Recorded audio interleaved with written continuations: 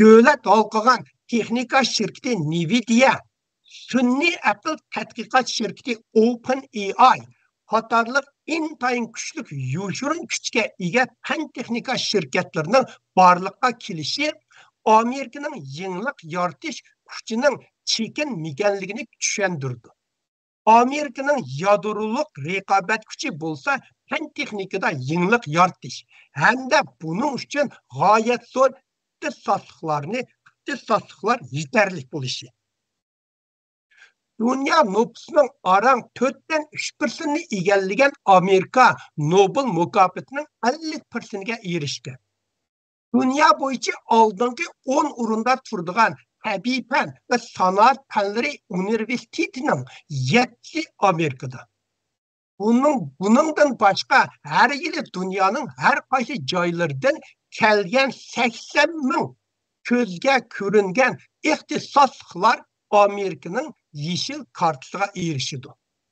Amerikaning dunyo bo'yicha eng dangliq ixtisosliklarni uzluksiz yetishtirishi va qabul qilishi uning dunyoning oldida turishining ijtimoiy shakli. Gerçi Avrupa'mı Amerika'nı doğrab, bargan sürü içivitilgan ve köp menbelik bulup ketken bolsumu Amerika'nın yüksek ken kursak ijtimoiy holatiga yetelmeydi. Şunun bilan bir vaqtda Amerika cemiyeti paravonlikqa emas, unumga texmi ahamiyat berdi. Bu ixtisosliklarga, iqtidorni ko'rsatadigan texmi ko'p bo'shliqni yaratib berdi. İxtisoslik odamlarchi, u odamlar paravonlikni yaxshi ko'rmaydi. Amerikada boy bo'lsang, o'zing gadon bo'ysang, o'zing deydigan yani yaxshi ko'rdi. Amerika dünyadaki en dangliq her qaysi sohalardagi ixtisosliklar var ve bularni umumiy Amerika nüfusunun 10%'ni egallaydi. Amerika nüfusunun 10%'ni ixtisosliklar qobiliyat odamlar degan bu ne yaman cho'ng gap. Ular Amerikaning boshqa davlatlarga nisbatan tangsiz raqobat afzalligini saqlashdagi asosli kuch. Maşina adam gücünün o'rnini oladigan tuvan darajali kasblarni keng ko'lamda sirtqa o'diga bersa bo'ladigan 21-asrda ixtisosliklar ko'pining birlik mahsulot qimmati zo'r darajada oshdi. Misol million dollardan keladigan OpenAI borliqqa keldi. OpenAI degan shirkatning ismi, u gapning ma'nosi ochiq aqli iqtidor degan gap. Bu şirketga faqat 350 odam bilan tarkib topgan shirkat. İxtisosliklar bilan odatdagi kishilarning boylik yoritish iqtidori osmon zimin farqlanadigan bo'lib ketdi. Buni burungi har qanday bir davrda tasavvur qilgani bo'lmadi. Bundaq OpenAI'ning qurg'uvchisi Elon Musk, Sam Altman, İlya Sutkaverliklarga o'xshash dunyoni o'zgartgan talantli egisilari Amerikada har necha yilda bir nechasi paydo bo'ldi. Birisi paydo bo'lsa-mu dunyoni o'zgartib yetdi. Amerika bilan o'xshash madaniyat chambarkida bo'lgan Yevropami Amerikaning dumbisiga qarab qilishdan boshqa amali bo'lmaydi. Yevropa texmi paravanlik va texmi yuqori Amerika nima Yevropa texmi paravanlik va texmi yuqori paravonlik yo'lni tanlash orqali unumni zo'r darajada qurban berdi. Dunyodagi ixtisosliklar boylik yaratishning yaxshi muhiti bo'lgan Amerikani tanlashi albatta tabiiy. Bu Amerikaning tangsiz raqobat afzallikni saqlashdagi asosli kuch. Bu kuch bilan raqobat qiladigan hech qanday kuchning alomati texi bu dunyoda ko'ringani yo'q. Kirish so'zlashlarni oyoqlasin.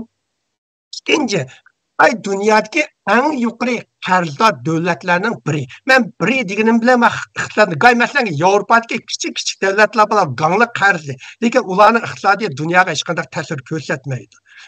Lekin ularni biri deb hisoblab qo'yamiz. Shuning uchun men biri demadim, biri deb qo'ydim. Amaliyotda iqtisod hajmidan hisoblaganda Xitoy dunyodagi eng yuqori qarzdor davlatning biridan biri. Bu masalani tushunish uchun oldi bilan yerlik hukumat mablag' yurish-turishi degan ko'rsanglar, buni cho'qim bu gap chiqadi. Inglizchada local government financing vehicle deydi. Buni cho'qim tushunish kerak degan atalg'i bilan bir oz tanishaylik. Bu atalg'i bo'lsa yerlik hukumat qo'zg'ab barpo qilgan yer, pay huquqi, rasmiyat haqqi va davlat zoyimi qatorliq mulklarni ajratib berish orqali mol-mulk va naqd pul obrati mablag' yurish-turish o'lchamiga yetalaydigan shirkatni tilklab chiqish. Bu deganlik, masalan, bir xalqaro shirkatni qurish uchun siz no'g'ir mulk bo'lish kerak. Buni mushtan yer, pay huquqi, har narsalarni to'plab, mana buning munchlik mulk bor deb o shirkatni qurib chiqdi. Andin bu mablag'ni shahar qurilishi va ommaviy ishlari qatorliq har xil munbat turlarga ishlatgan ahvolni ko'rsatdi. Iqtisodiy oldingi 7-8 yilda bir necha qitim vayron bo'lishga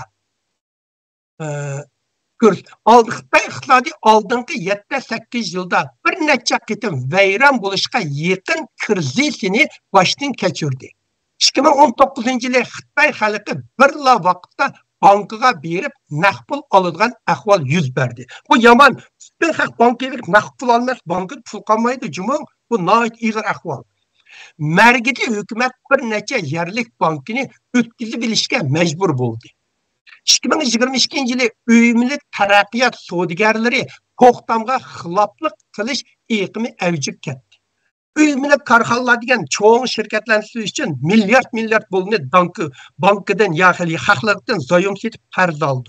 Uni vaqtida qarzining o'simini hamimiz to'laysiz. To'lanmasangiz vayron bo'lsiz.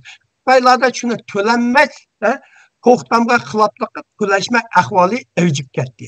Hozir Xitoy texmo cho'ng bir krizisga duch keldi.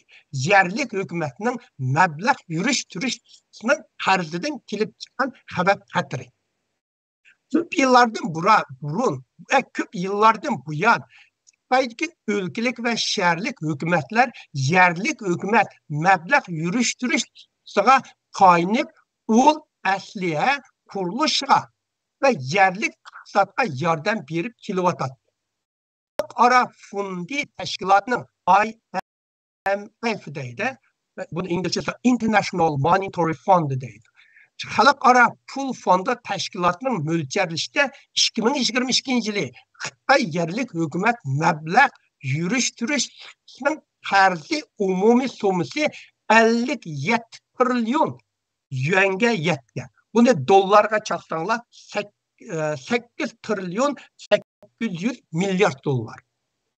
Xitoy ichki ishlab chiqarish umumiy qimmatining GDP'ning 48%ni egallaydi. 2022-yili ularning to'lanmagan summasi 36 trillion yuandan ishib ketgan. Xalqning pul olgandan keyin uning har yil uning nimasini pay olsangiz, uning foydasini to'laysiz, ularning o'sishini to'laysiz. Shu to'lanmagan pul hozir 36 trillion yuandan ishib ketgan. Maliya iqtisod maxsus sahifasining yozuvchisi Ren Shuli bu Xitoy davri gezdi Xitoycha Shi Jibao deydi, maqola yozib shundoq dedi. Agar ba'zi gullangan o'lkalarning yerlik qarzi summasi portilsa, Xitoy fojialik oqibatni yig'ish turishi intayin tasga tushidi. Minski davri yetib keldi. Minski davriga iqtisodshunoslikka bir atalg'i, u degan sizning kreditingiz yo'qolib ketgan, kreditingiz yo'qolib ketgan, pullarni to'lamagan o'shanday cho'ng ahvolni ko'rsatdi. Hozir Xitoy shunday ahvolga petib qoldi. Yana bir Amerikaning iqtisodi chekinyapti. Bu masalani iqtisod muvaffaqiyatning o'lchami bo'lgan GDP'dan boshlaydi. GDP'ni men o'tkazdim. 1990-yili Amerika bozor periyod nisbati va xalqarodagi perevod Uyg'urlar vayxuy deb qo'ydi-ku. Bozor perevod nisbati dunyo mahsulot miqdorining 4/1 egallatdi. 30 yildan keyin bu hajm asosan o'zgarmadi. 1990 yili Amerikaning GDP'si G7 degan Uyg'urcha G7 deymiz. Yevropa, Fransiya, Angliya degan 7 cho'ng taraqqiy qilgan davlatni deydi. G7'ning GDP'sinin oran 40% egallatdi. 1990-yili Amerikaning GDP'si G7'ning Yevropaning GDP'sinin oran 40% egallatdi. Hozir 58%ni egallaydi. Setibelish kuchi jihatda o'tiracha Krim G'arbiy Yevropa yoki Yaponiyaga qaraganda ko'p oshdi. Amerikadagi eng nomrod shtat bo'lgan Mississippining beshiga to'g'ri keladigan kirmi 50 milliard dollardan ishib Yevropadan yo'q. Iqtisodning o'sishiga ko'kpa qo'shgan boshqa omillar jihatimi Amerikaning ortchiligi nihoyatda ko'rinarli. Amerikadagi ishchi xizmatchilarning soni 3dan 1 ko'paydi. Yevropa ve Yaponiyada fakat 10dan 1 oshdi. Xitoynikini keyin so'zlayman. Amerikada texmi ko'p ishchi xizmatchilar aspirantlik yoki doktorlik unvoniga erishgan. Ularning ishlab chiqarish nisbati Yevropa ve Yaponiyadan yuqori. Amerika şirketlari dunyodagi patent birimining huquqining 5dan 1 qismiga ega bo'lib, Xitoy bilan Germaniyaning patent huquqini qo'shgandimi ko'p. Tadqiq qilib echish, inglizchada research and development deydi. Tadqiq qilib echish fondining kelish manbasi ichidagi eng chong 5 korxonaning hammasi Amerikada. Siz bir bilan tadqiq qilmasangiz milliard dollar ketadi. U dollarga bir shirkatlar ashunga mablag' so'z bo'ldi. Bu ishda qilgan dunyodagi tadqiqotlarga soldigan 5 korxonaning hammasi Amerikada. 2023-yili bu korxonalar tadqiq qilib etishga 200 milliard dollar chiqim qildi. 2023-yili tadqiq qilishga yengil 200 milliard dollarni chiqim qildi. Iste'molchilar bu korxonalar yaratgan yangi turli mahsulotlardan foydalanib kelyapti. Masalan, iPad biz ishlatamiz, iPhone, qo'limizga tilpullar, sun'iy aql iqtidor paranglashish, mashina, odam qatorliqlar. Agar mablag' solg'uvchilar 1990-yili S&P degan Amerikadagi 3 cho'ng pay bozorining biri yuqori so'zlab ketdim-ku, birini Dow deydi, birini Nasdaq deydi, birini S&P deydi. S&P to'g'ri texniklar soladi. S&P'ga 100 dollar mablag' solgan bo'lsa 1990-yili 2022-yili 2000 dollardan ortiq mablag'ga aylandi. Şu vaqtida 10-20 o'sdi degan gapda, şu vaqtda siz Amerikaga 10 ming dollar solgan bo'lsangiz, hozir sizning pulingiz 200 ming dollar bo'ldi. Şu vaqtda siz Amerikaning S&P'ga 1 million mablag' solgan bo'lsangiz, hozir sizning pulingiz 20 millionga aylandi. Bu boshqa davlatlarga mablag' silib topgan foydasidan 4 ko'p. Amerikaning g'oyat zo'r iste'molchilar bozori bor. U bozorda tadqiq qilib echish chiqimini bölüşüp götürme kılalaydı. Baştan kinolarını kötü Amerika nurgun şirketler tang çıkardı. Nurgun neslerini Amerika hükümetle karıyor. Amerika'nın bazıları yüzü ulanı sen bana 10 milyar çıkar, ben 5 milyar çıkaraydı. Onu tang götürelaydı. Hem de mol kapital bazırdan meblağ toplayalaydı. Hizmet nüfusunun kölümü ve sapasını pek mühim. Amerika'nın başka bay devletlerge, asas Avrupa devletlerge seliştirganda texmi yaş, nüfus ve yukarı tug'ish nispati var. O Amerika'nın baxti. Başka devletler bu noktada Amerika'ga yetişi asan emas. 2023-yili köçmenler Amerika emgek gücünün 17%'ni egallagan. Avrupa'da Yaponiyada aran 3%'ni egallaydi. Avrupa'da 5%'ga bo'lmaydi. Amerika'da iyilik tiklash asan. Veyran bulup payta teşkilleşme asan. Amerika əmgəkçi bazarının canlılığı işqa uğraşının ihtiyacı özgürüşüge maslışqa faydalı. Bir şirketin boşaltılgan hizmetçi özünün maharetini başka sahalarga qo'llanish yoki o'zining korxonasini qurish imkoniyati yaxshi. Masalan, men o'zimni misol keltiray. Men Amerikaga kelgan 11 shirkatda ishlatdim. Birinchi ishlagan ishim Rocketdyne Raketa. Osmong'aylik sun'iy amrani itib chiqargan Raketa shirkati ishlatdim. Uningdan boshqa Baysiz degan paychak bozorini analiz qilgan shirkatda ishlatdim. Uningdan o'zgarib Complex International Amerikadagi 700 millionga yaqin keladigan yo'l, tosh yo'l va surat bilan boshqargan shirkatda ishlatdim. Uningdan sog'lom sug'urta shirkatida ishlatdim. Uningdan ya harbiy mudofaa shirkati boshqarilgan bombaning bunday chaqqan qildigan suyuchma shuni yashadigan ishlatdim. Aşının onun kütüphane başvuran şirket işledim. Ben bu Amerika 11 şirket işledim. Her bir şirketi bağında siz tek şu şirketin ürünüşünüz doğru geliyordu. Şu şirketin mahlaştırışınız geliyordu. Zaten mahlaştırış geliyordu. Şunun için Amerika'da 10-20 yıl işli geçti. Ben özlem meyli meselen görürsünüz. İlmi pen sahadan sözlen, iktisat sahadan sözlen, siyaset sahadan sözlen, meyli yol hem sahadan sözsünüz. Ben hem sahadan asasiyetten gap kıla alayım. Hadak bizden şirketimiz sugurta ve banka hizmet kıldı. İki tarafından yumuşak detal tamamen okşumak.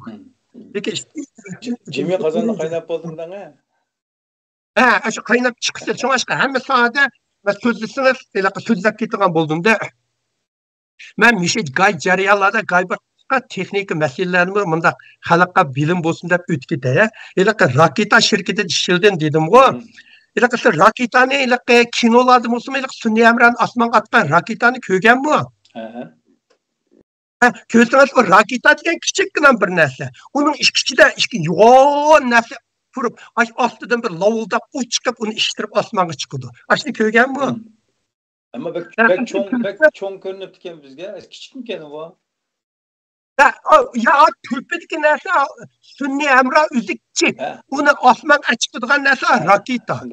Raketa qanday uni osmonga yer sharini tortish kuchida ishtirib chiqarish kerak. Uni qanday chiqardi? Lekin o'yinchilar suni bir nima qachilab qo'ysangiz bo'lmaydi.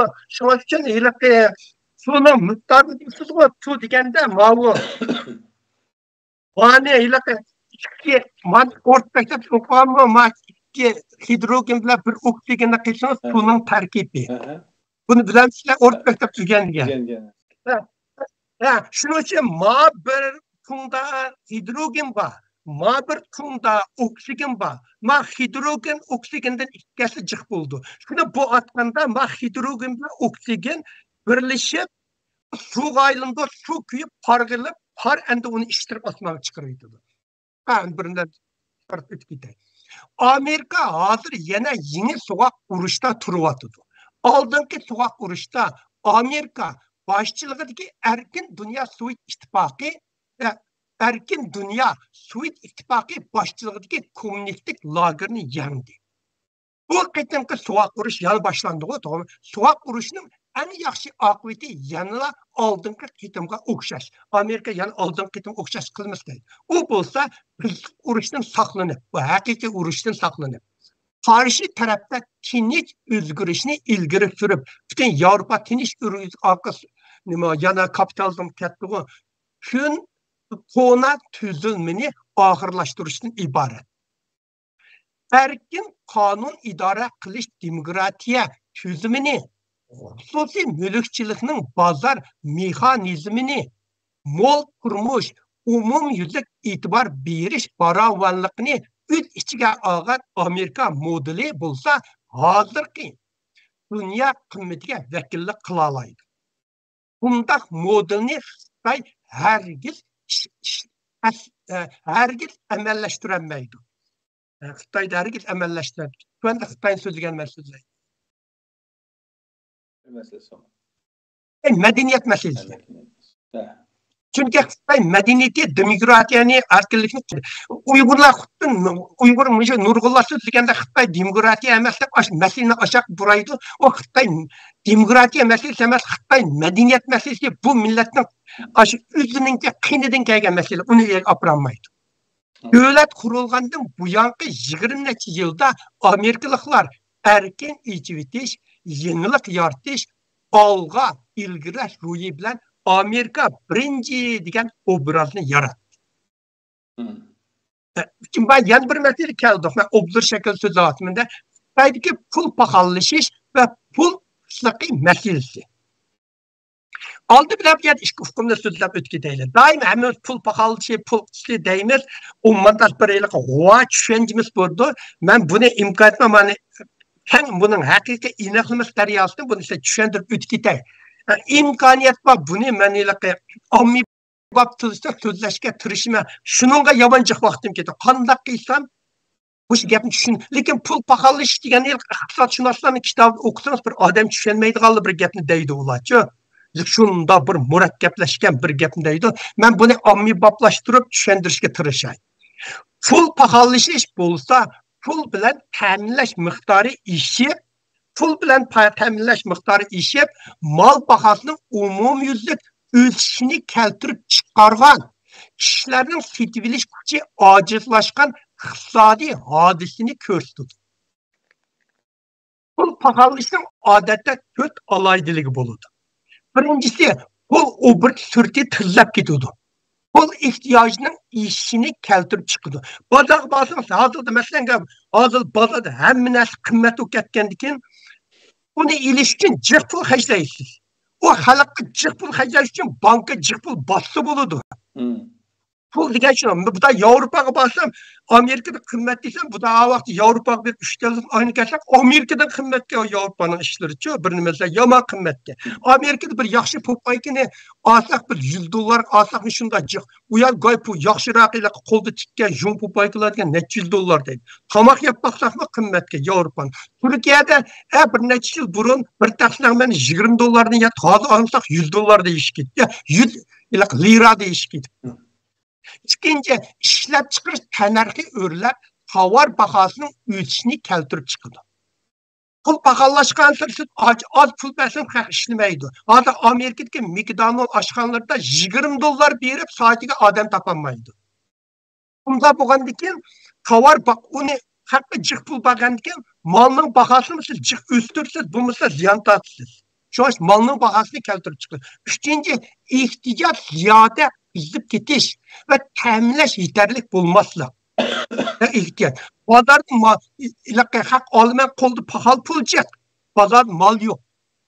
Tovar bilen teminleş tamponsuzluğunu keltirip çıkıldı. Dördüncü, pul pahalılığı ilip gelgen bakanın ölçüsü okşumgan derecede kişilerge ve kesiplerge tesir gösterdi. Elbette de pul pahalılığının ölçüsü sizge mi tesir gösterdi, pulun büyüsü mü tesir gösterdi.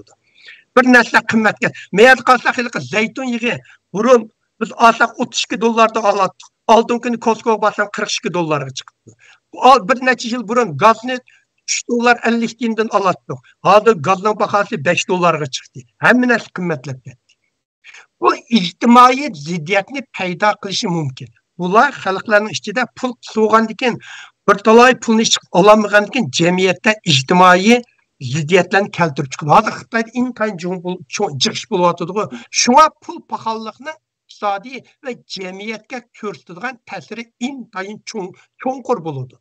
Pul pahalılığı mal pahasının örülüşü, tenarxının örülüşü, amanet pulunun tüvellep geçişi, pul kıymetinin düşüşünü keltirip çıkıyor. Bu pul pahalılık. Yani bir ufkun daimden anlayışta pul buluş, İngilizce deflation deydi. Bu bolsa, pul buluş bolsa, pulun teminleş miktarlı yeterlik bulmay. Pul kıymetinin işi, mal bahası umumiyüzlük tüvellep geçiştek iqtisadi hadislerini köstüdü. Pul buluşunun dört alaydılığı var. Birinci, pulun kıymetinin örülüşü kişilerinin çıkın ve meblağ silişini azaytıp iqtisadi faaliyetini astırdı. Pul Bo'lgan sari sizning tejrishingiz ozaydi. To'g'rimi? Siz pul oz bo'lgan sari bozor pulni iqtisod qo'lingizda tutib bilish deyapti. Unda bo'lgandan keyin bozor mal sotilmaydi. İqtisodiy faoliyatda ostilab ketadi. Aşağılar soğudu, üyeniz mimar çakırışma astaydı, işme, hemmisi astilab ketadi. Qarzi yükü ig'irlab, korxon va shaxsiylarning qarzi qaytirish yükü ig'irlab ketadi. Bunun bir korxonadan siz $100 olgan bo'lsangiz, hozir u pul paxallashgan pulning puxallashgandan pulning qiymati o'sib ketgandan keyin u korxonaga siz $150 to'lash to'g'ri keladi. Bu pul bana bu qarzi yükünü ig'irlatib ketadi. Üçüncü, ishlab chiqarish tanarxi tuvallab, korxonalarning foydasi ozayib, iqtisodning chekinishini keltirib chiqishi mumkin. To'rtinchi, pul bo'lish ilib kelgan bahoning tuvallishi iqtisoddagi o'xshamagan kasblar va o'xshamagan kishilar va kasblarga o'xshamagan ta'sir ko'rsatadi. Shunga pul bo'lish iqtisodiy va jamiyatga ko'rsatadigan ta'sirmi intayin cho'nqur bo'ldi. Xitoy bozor egiligi davlati emas, xuddi Yevropa va Amerikada. Bozor egiligi davlat emas.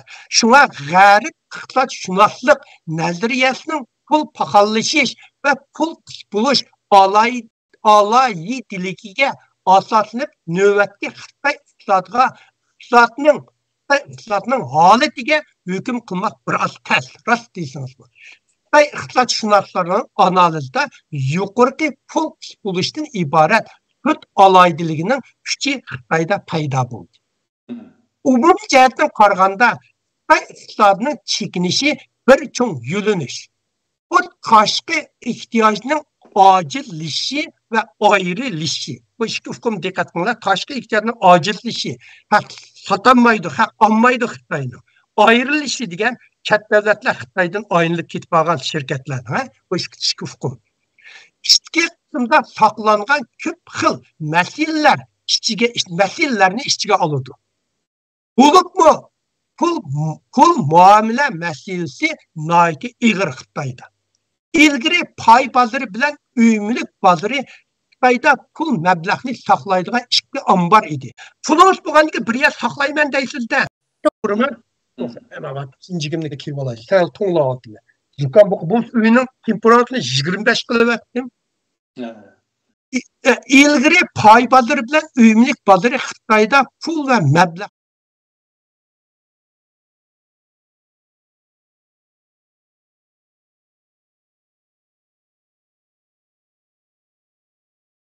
ketdi.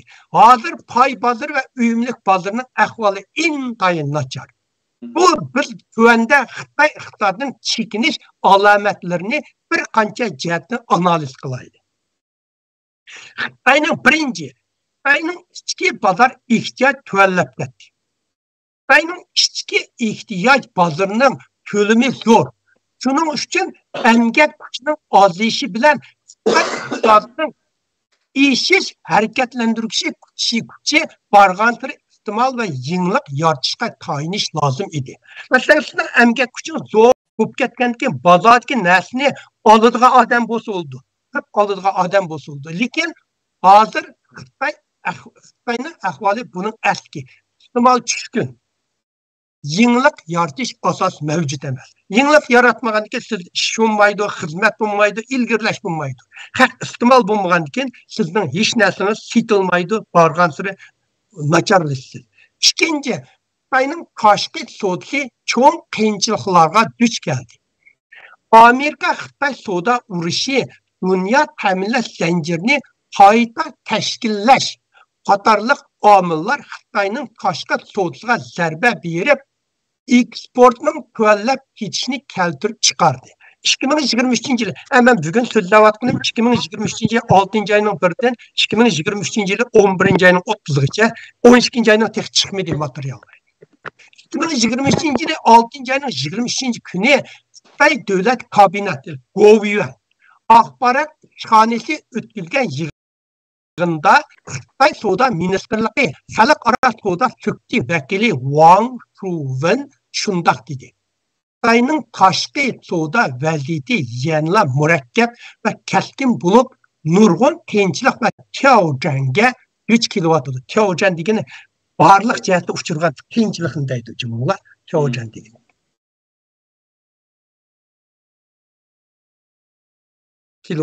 Tashqi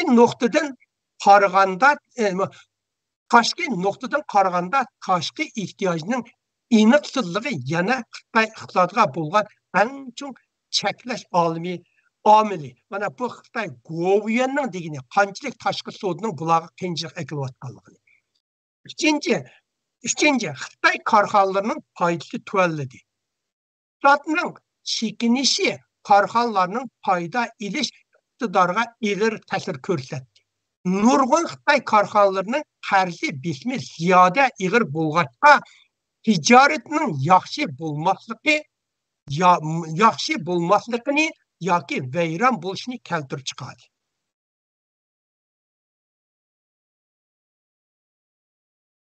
Zukam bo'lganki odam talab turdi, birdan talab birdan. To'rtinchi, mablag' silish ostilab ketdi. Iqtisodiy ilgari izchil mablag' silib, iqtisodning ishishiga turtki bo'ladi. Hozir mablag' silish ostilab ketdi. Kapitalning iqishi ravon emas. Bu iqtisodning ishiga to'solg'u paydo qildi. Bu masalalar bilan pul tutilish masalasi birlashib, Xitoy iqtisodining chekinishini jazmanlashtirdi. Endi yana bir so'zlaydigan texnik konkret holda Xitoy iqtisodiy davomli qiyin ahvolda turyotdi deb buni to'g'riliq 15 nuqtadan bu to'g'riliq so'zlab o'tdi. Birinchi, Xitoy davlat statistika idorasi Xitoycha Jungo Tongjiju deydi. E'lon qilgan 2022 yildagi Dehqon ishlamchilar nazorat qilish tekshirish dokladi 2022 yilga e'lon qildi. Ko'rsatishcha Xitoyda 295 million 62 ming dehqon ishlamchilar bor ekan. Dehqon ishlamchilar soni 295 million 62 ming. Buningdan belgini bo'ldiki, dehqon ishlamchilarda keng ko'lamda ishsizlik paydo bo'ldi. Bunun sebebi oddiy. O'zaro munosabat bo'ladi. Korxonalar ketib, mablag' silish va iste'mol azayganda albatta bu qismlardagi odamlar tabiiy ozaydi. Yana iste'dodlar ko'payadi. Amerikada yashaydigan siyosiy iqtisodshunos Xitoy Jinpingning qarshida Xitoyning navbatdagi iqtisodning chekinishidagi asosli sababi ularning kelgusiga ishonchi yo'q. Pul xarjlashni xohlamaydi. Ikkinchi, Xitoy bilan Hindistonning munosabati tasqiyga tushib, jiddiylashib ketib boradi. Bu Xitoy iqtisodining ilgirlash qadamini tortib turyotdi. Amerika yetakchiligidagi Xitoyni qo'riqlash strategiyasiga ergashib, Hindiston Xitoy korxonalariga besim ishlatishni kuchaytirdi. El rayini tekshirish organining tekshirishiga asoslanganda 43% Hindistonliklar Xitoyni eng chong harbiy tahdid deb qaraydi ekan. Hindistondagi eng asosli mablag' solg'uvchi davlat Xitoy edi. Eng asosli davlat Xitoy edi. Hindiston 2020 yildan tortib Xitoy mablag'lariga qattiq cheklama qo'ydi. Xitoy savdo ministrligining statistika qilishicha, bu Xitoyning o'zini statistika qilishicha 2022 yili Xitoy korxonalarining Hindistonga solgan g'ayri pul muomala turidagi bevosita sili nimasi 70% qisqargan. 2020 burunqidan 70% qisqargan. 2022 yili Hindiston hukumati har xil sabablarni bahona qilib, Hindiston bozorining 60%ni egallagan Huawei, Xiaomi, Vivo, Oppo va Xitoy qatorliq Xitoy yanfon shirkatlarining mablag'ini tekshirish yoki qo'ng'itish orqali ularga zarba berdi. Ta bugun qadar bu Xitoy shirkatlari mablag'ini qaytarib ola olmadi. Solgan mablag'i bekor ketdi degan gap. Türkmen yanfon savdogarlari amalsız Hindistan bozoridan chekindi. Yaqinqi 2 yilda Hindistan Xitoy shirkatlariga viza berishni to'xtatdi. Buning natijasida Xitoy korxonalari boshqarish qatlamini almashtura olmay, qisman korxonalar vayron bo'lish yoki palach holatga tushib qoldi. Hindiston Xitoy shirkatini xohlashga qadam qo'ydi. 2020-yildan tortib al deganda 50 Xitoy korxonalari Hindistonda cheklandi. Bularning ichida Jungo, Xitoy App, TikTok, Weixin qatorli Xitoyning danglik shirkatlari bor. 2022-yili Xitoy yerlik hukumatning qarzi umumiy so'misi 60 trillion yuanga yetib, tarixdagi eng yuqori saviyani yaratgan. Onun ustiga texi oshkorlanmagan yerlik hukumatning yoshirin qarzini ko'zda tutganda ba'zi joylar allaqaran vayron bo'lib bo'ldi. Nurg'un vayron bo'lib bo'ldi. Nurg'un o'lkalar vayron bo'lib bo'ldi. Xitoycha qo'l televizoriya kanali C-Reader Van Wei Dujo deydi. 2023-yili 6-oydagi xabarga asoslanganda Xitoy moliya yuqoridan tuangacha qurib ketishga yaqinlashib qolgan. 2023-yil 6-oyda Xitoyning 31 o'lkasi 2022-yillik moliya kirim chiqim va qarzi sonliq ma'lumotini orqa-orqadan e'lon qildi. Bu statistika sonliq ma'lumotlarda ko'rsatilishicha 2022-yilning oxirigacha yerlik hukumatning qarz umum so'misi 60 trillion yuanga yetdi. O trillion degan jiq gap mayli so'zlab qildimlarga qulanglar $1 pul bersa 1, 2, 3 deb sana desanglar 1 trillionni salashga 40 ming yil ketadi. Buning ichida odatdagi qarz 14 trillion 200 ming milliard, maxsus qarzlar 20 trillion 700 milliard, markaziy hukumatning zoyimi 25 trillion 600 milliard yuanga yetdi. Oldingi 15 yilda Xitoy yerlik hukumatning qarzi so'misining yillik ishish sur'ati 16% ishib ketdi. O bizning qarzga har oy, har yili ashuna 16% foydani to'lsangiz bo'ldi. Bu GDP'ning Xitoyning GDP'ning ishish sur'ati 7% 8dan yuqori bo'ldi. Endi xuddi mandaq siz uyingizga jiq kirim qirsangiz, har yili masalan kirimingiz 7% o'tsa, qarzingiz 16% o'tsa, vaqtda siz mangu uni to'lamaysiz. Bu hukumatning qarzi xavf xatarining uzluksiz to'planayotganligini aks etadi. Hukumatning qarzi ma'lum darajada to'planganda xavf xatar markazlik portlash yuz beradi. Iqtisodning davomli nacharlashiga ergishib, Xitoydagi 31 o'lkaning moliyasi tutuldurg'ini bo'lmaydigan cho'nqur g'orga dumlab, qarzi portlash jazmanlashdi. 4-chi, mutaxassislarning ko'rsatishicha, tushkunlikning 11 hodisi bor. Hozir Xitoy bu hodisalarni asosan tamomlash. O tushkunlikning 11 hadisini birinchi, kishilar ko'p miqdorda ishsiz qoladi. Ishsizlik cho'ng tushkunlikning Ruscha alayligi. Hozir Xitoyda 40% gapda ishsizlik. Men tuan sonliq ma'lumot beraman. Ikkinchi, ishlab chiqarish ishib ketish, iste'mol yetishmaslik, nomurodlar iste'mol qila olmay, o'ttira chekkilar iste'mol qilishga jur'at qila olmaslik, iqtisod g'urmisimal tuvallash. Haqiqatan Xitoylarda iste'mol pul xarjlayolmaydi, hamma odam qo'rqadi pul xarjlashdan. Shuning uchun bu ikkinchi alomat. Uchinchi, pay bozori va qarzi bozori vayron bo'lish. O'sim nisbati o'rlab ketish, zavodlar vayron bo'lish yoki ishchilarning maoshini azaytish. Bu albatta bor. Pay bozori tuniga qarasangiz 6 trillion yuan yo'qolib ketdi. Qarz alg'lar to'lanmay vayron bo'lib ketdi. Bir yerdan qarz olaman desang, suhbat u yerdan o'simni shunday yuqori deb sizga bermaydi.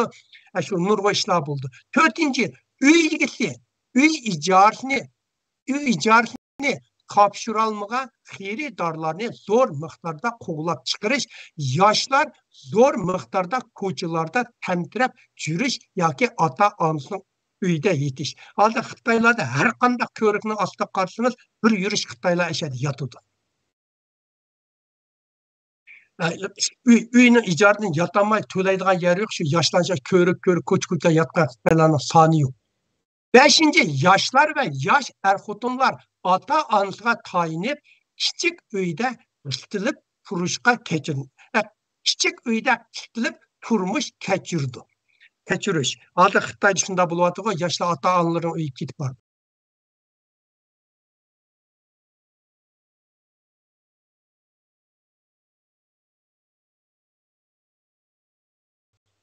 7.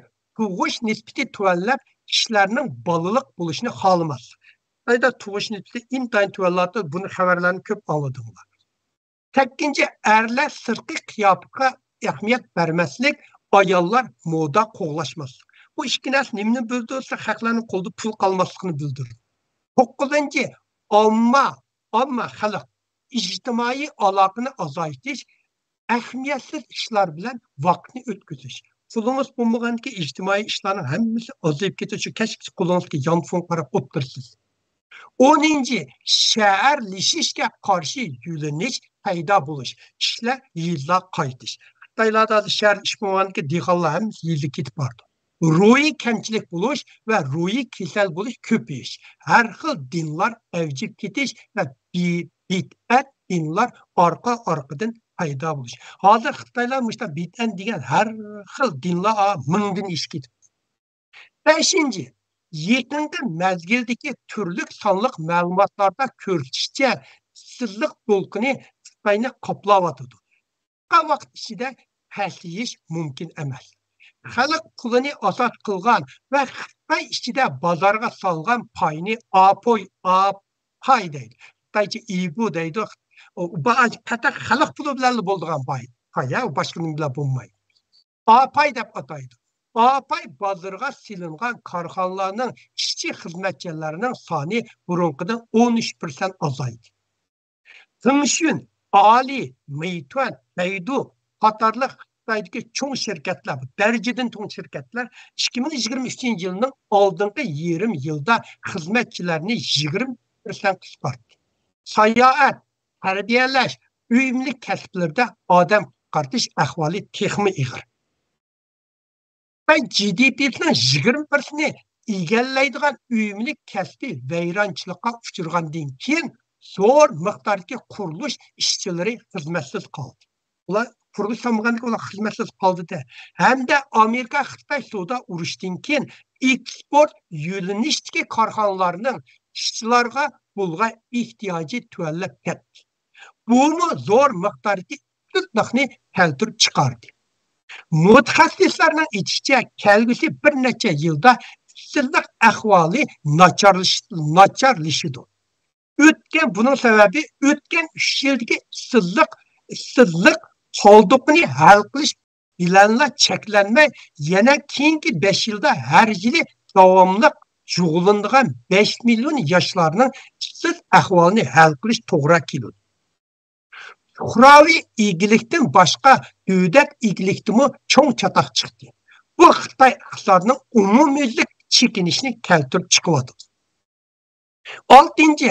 Xitoy iqtisodining turiki bo'lgan o'zining taraqqiyot silimisi sijil tuvanlab ketib bordi.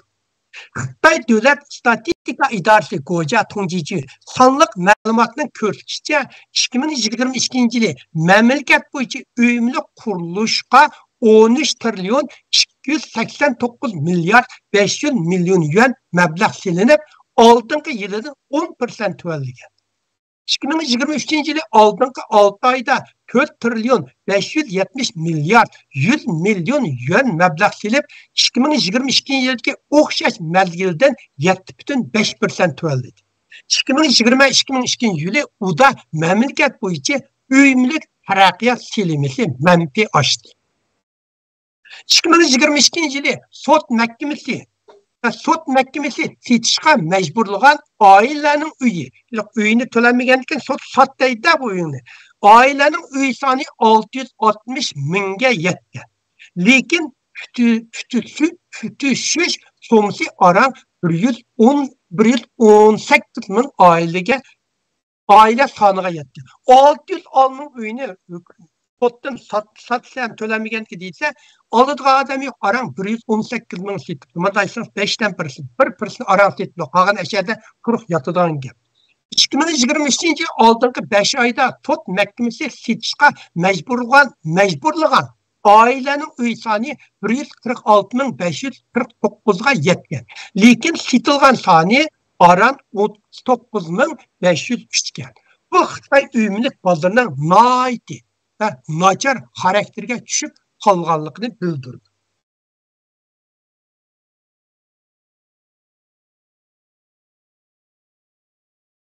Yettinci iqtisad sohasida PMI degan bir gap bor. Mundaq bir gap bor. Mundaq PMI degan gap. Mundaq bir gap bor. Buni tushunib qo'yinglar, bu to'liq xabarini olsanglar bu gap intayin to'liq chiqdi. Inglizchada Purchasing Manager Index deydi. Men bundan Uyg'urchaga setivilish direktor ko'rsatkichi deb oldim. Bu degan gap degan, bu PMI degan, iqtisod PMI degan bir atalg'u bor.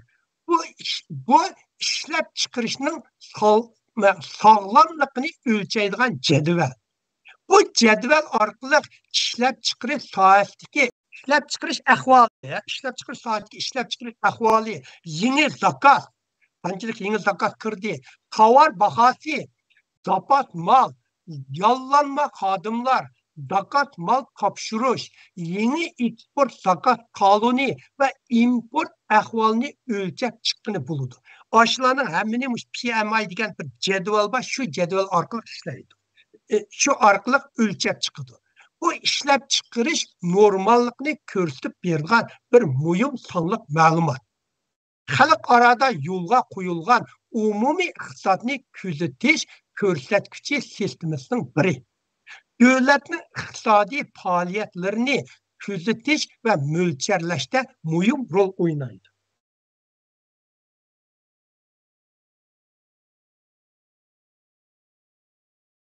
Kapılmaysizlar hemen. Talep kılıvatına. PMI'nin bu PMI dövlətdən yaxşı yamanlığını bildirdi. Mən yuqur sözləb getdim. Onun nimi məzmunlarını işçi qaldırған. PMI'nin yaxşı yamanlığının çiğra sızıqı bolsa 50%. 50%'de aşqanda iqtisadının kengeyib atqanlığını bildirdi. 50%'den tüən bolğanda iqtisadının qıraq atqanlığını kendirdi. Xitayning PMI hazır 46'da gayla 47'ge çıkıp kaldı. Bundan 1% çıkıp ketdi degan söz yamançıq çıkıp ketken buldu iqtisad sohasida. Xitay hükümet sonliq ma'lumotni ko'rsatishda, Xitay o'zining ko'rsatishicha 9 ayda Xitay PMI ishki yangi eksport zakot qonuni ana shu nurg'unning ichida birisi eksport zakot qonuni tejil to'lab jihatda yangi zakot ko'rsatkichi 48% chiqib qoldi. Binakarlık faaliyet ko'rsatkichi 51.5'e çıkıp kaldı. Bularning binakarlık ya 70-80'di. Mülazibet kasbit ko'rsatkichi 51'e çıkıp kaldı. Bulardan Xitay iqtisodining qanchalik nacharlashganligini bilamiz. 8. Xalqaro uyumlik mülazibet şirketi Cushman & Wakefield. Bu bir çoğun şirket, xalqaroliq şirket, uyumlik mülazibeti şirketi. İlan kılgan en yeni dokladını ko'rsatishicha Şinjingni hammamiz bilamiz. Şinjingdagi oliy darajalik savdo ishxona binasining bo'sh o'rinda turish nisbati 30%ga yetdi. Bunday qilmasdan siz bir mehmonxona sohasingiz, bir binosangiz shuni bilsanglar bo'ldi. Agar siz shuning 85%ni ijaraga berib o'tsangiz, sizning kirimingiz va chiqimingiz tang bo'ladi. Onun yuqori sizga foydasi qoladi. 80%dan tuvan chiqib, 85% tuvan chiqsangiz, ziyonli tortadi. Maladiga 30% tuvan deb ketdi, 70% chiqib qoldi degan so'z. Buning bashi vayron bo'ldi. Amerikalarda masalan 80% chiqib qolsa asosiyatda vayron bo'ladi. Bular 70% chiqib ketgan gap. Undaqda bu ash turninki foydalish nisbati 15% ginde. 15%dan aşağı bo'ladi. 85% bularni qidilsimisha sijiqi foydalanyapti. Har qanday mehmonxonaning ishxonlarning. Bunda foydasi chiqamaskan. Yok be 30%, ya 15% degan yomonchiq foizda. Siz masalan 100 milyon ular degan milliardni dollarga masalan 1 milliard dollarni qaytsangiz 15% har yili 150 milyon dollar foiz topsangiz chiq foyda. Endi 1 dollarni sotib 15 ni topdi. Töven lekin aborti jiqkinde. Aborti jiq, jiq aborti jiq. Başka adık mihmanxonalar qara, aşilikte Arabistan sağanlıq, Dubai sağan mihmanxonalar degan 10 neçə milyard dollarlıq mihmanxonalardı. Mesela Beijing, Guangzhou, Şanghay. Bu Xitayların eng taraqqi şəhəri. Davatımsız? Ama bu aşpaz sahasida lağmanninki payda ilish nisbati 40% deb anlagan şey o'z vaqtida. Lağman biraz agar obort yaxshi bo'lsa. Lağmanning oshxonaninki. Başkanı onda buluşu mümkün. Lan bence saykıtı mesela aşı Türkiye'ni hesap alaylı. Türkiye bir taksa ekün kança etsem yaxşılarına 150 lira çıktı deydi. Akça unga saykı hemisi ketkenye mesela bir 50-60 lira kite. 60-70 kağını payda kaladı. Beijing, Guangzhou, Şanghay Katarlık şirketlerdeki soda işxana binasının boş orunda turuş nispeti 20% değişip gitti. Bu Beijing, Şanghay'da bulan en nimşarda Cushman ve Wakefield bu şirketinin mölçerleşecek kendisi bir neçe yılda soda işxana binasının boş orunda turuş nispeti canımı aşıdiken hem de bu bir çoğun yürünüşke aylandiken. Xitay axbarat vasıtalarının xəbərlərə qaraganda umumi iqtisad acil bolğaçqa chet el məbləği bəs-bəsdə Xitaydan çekinib ketib barıdı. Üyümlük bazarını kündün künge kasatlaşıb ketib barıdı. Xitayning köp qism şəhərlərdəki üyümlük bahası tez sürətlə düşüb ketib barıdı. Hazır qay şəhərlərdə üyünü satmayken, muş üyünü sana bir ay al, hem de muş pulunu töletme mansan bol değil deydik. Çünkü tölenme bir dikesildi. Muş üy bol diye. Bırak ben tölügen bolsun, hem de muşun sana bir ay, Guangzhou, Şanghay'da onda üy intayın çıktı.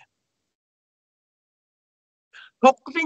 Amerika New York devrinin xəbərə qaraganda Xitay çigiri umum qarşı GDP'nin 282%'e yetti. Banda istemez mesela işimiz misal alsak, mesela ben özümün bardak kırım, bütün üyümdeki hem nimemni pulga çaksam, bu benim pulum dep ma pulum tutsam, onunki mayak yukarı degenge. Ya işletkende onu men götürürüm. Bu dünyadaki terakki tapkan iqtisadi gevdelerinin o'ttircha nispetinden görünərlik yukarı. Xitay yerlik hükümetinin terzi devlet GDP'sinin 30%'e yetti. Xitay terakki kılıvatkan 150 devletke 1,5 trilyon dolar qarzi bergen. Bu pullarının qaytib kelişi mümkün emas. Adı Xitay bunu eklemeyi, o devletler bermeymesin de. İqtisadının çekinişine erişip Xitay yerlik hükümeti ve onun meblağ yürüş orunları terzi üsümünü davamlıq töleşke amalsız kılıvatı. Bundan kelip çıkan zincir siman inkas bolsa cemaat mülazimeti, davalınış sigortası, yaşanğanlar kütünüş pulu töleşke amalsız. Adı Xitaylar asas bulmadan bunu tölenme atıldı. Bu üç nersegen bir devletin asas nimesinde cemaat mülazimetiken bütün katlaş patlı, bütününü kötüdü. Davalınış sigortasiga har qanday davlatga eng chong chiqimli bo'ldi. Hozir bulan tölenmeyotdi. Qarzini o'simini tölenmeyotdi. 10. Amerikadagi Xitoy o'quvchilar qurgan Apollo axborot tori 2023 yılı 7. ayının 26. günü e'lon qilgan maqolning ko'rsatishicha Xitoyning o'zining kasbidagi küçük krizisi Xinda, Rungshi, Shimo, Biguyan qatorliq dereceden ton şirketlerini öz içine aldı. Bu şirketler hepsi veriyor. Hazır özümün üyümlükte okşaşı, hazır özümün karxanlarının bütün meblağı harzini tölenmeyotdu. Bu bütün karxan banka hem pulunu sana bir ütmen değilmiş, Xindala harzini yani tölenmeyotdu. Bu yükünü ahir banka üstüge iliş mecbur buldu. Banka harzı bir demez mi, doğru mu? Bunun neticede Xitay pul muamele sistemisi çokum ağır derecede veyran buludu. Yerlik qarzımı barğansırı çıqalmaz çoğun patqaqa pit bar. Xuddi rak hücrələri tarqalğandək həmmə sahə tarqılıb ən axırda bütün Xitayının iqtisadını bitiydi.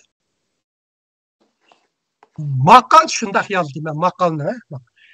Xitay iqtisadidəki ən ağır məsələ yaşlarının siz nisbeti Xitayının elan qilishi 21,3%. Xitayda 16-dan 24 yaşgacha bo'lgan nüfus 96 milyonga yetadi. Beijing Üniversitesining professori Zhang Bendan 16 milyon Tangpingdu degan yiliq ish qilmay yetib olgan millatlar ayrıdı ular o'zi bir millatlar. Ishni qilmay ish qilsak baribir u pul ijaramizni to'lamaymiz deb. Kuni olmuş yaplash, yutlash, o'lab ketimiz deydigan odamlar shunda jiqqa yoshlar. Bularni Tangpingdu deydi. Tangpingduning 16 milyon Beijing Üniversitesining professori Zhang Bendan 46,5%ga Xitoyda har ikki odamning birisi yashagan ishsizga. Bu bir odamni cho'chitadigan son va nihoyatda qo'rqinchli ahvol. Masala. Bu ish bosh shtabi Guangzhouda bo'lgan sonliq ma'lumot axborot vositasi Datagu e'lon qilgan sonliq ma'lumotga asoslanganda Xitoyda 90 yillardan keyin tug'ilgan yoshlar 175 milyonga yetti. Bunun içinde 86,6% qarzga chetilib, her adam o'ttircha qarzi 120 ming yuanga yetibdi. Mushu yosh 175 milyon yoshning har birisi oz deganda 120 ming yuan qarzga. Bularning iste'mol qilish iqtidori yo'q. Bu bo'lsa eng muhim yadroliq masala. Va maqolani e'lon qilgan maqola Dataguning oshkorlashicha Xitoydagi eng bir cho'ng masala nüfusning qirishi. 2035 yilga borganda Xitoyda 60 yoshdan oshganlar 400 millionga yetib, umumiy nüfus nisbatining 30%ni egallaydi. Xitoyning 2022 yillik bu muomala statistika dokumentlarining ko'rsatishicha, bu Xitoyning o'zining ko'rsatishicha Xitoydagi oila qarzi kirim nisbati 124,4 ga yetgan. Sizning kirimingizdan nechasi ishib ketgan. Hamda tez suratda o'rlayotdi. Hozir nurg'un yerlik hukumatlar vayron bo'lish girdobiga berib qoldi. Sotqini bo'ladigan yerlarmi setilib bo'ldi va ahvoli texnik qiyinlashib ketib bordi. Yaşanğan tutunish puli cho'ng masalaga aylandi. Bu Xitoyning moliya bisimini texmi ig'irlashtiryapti.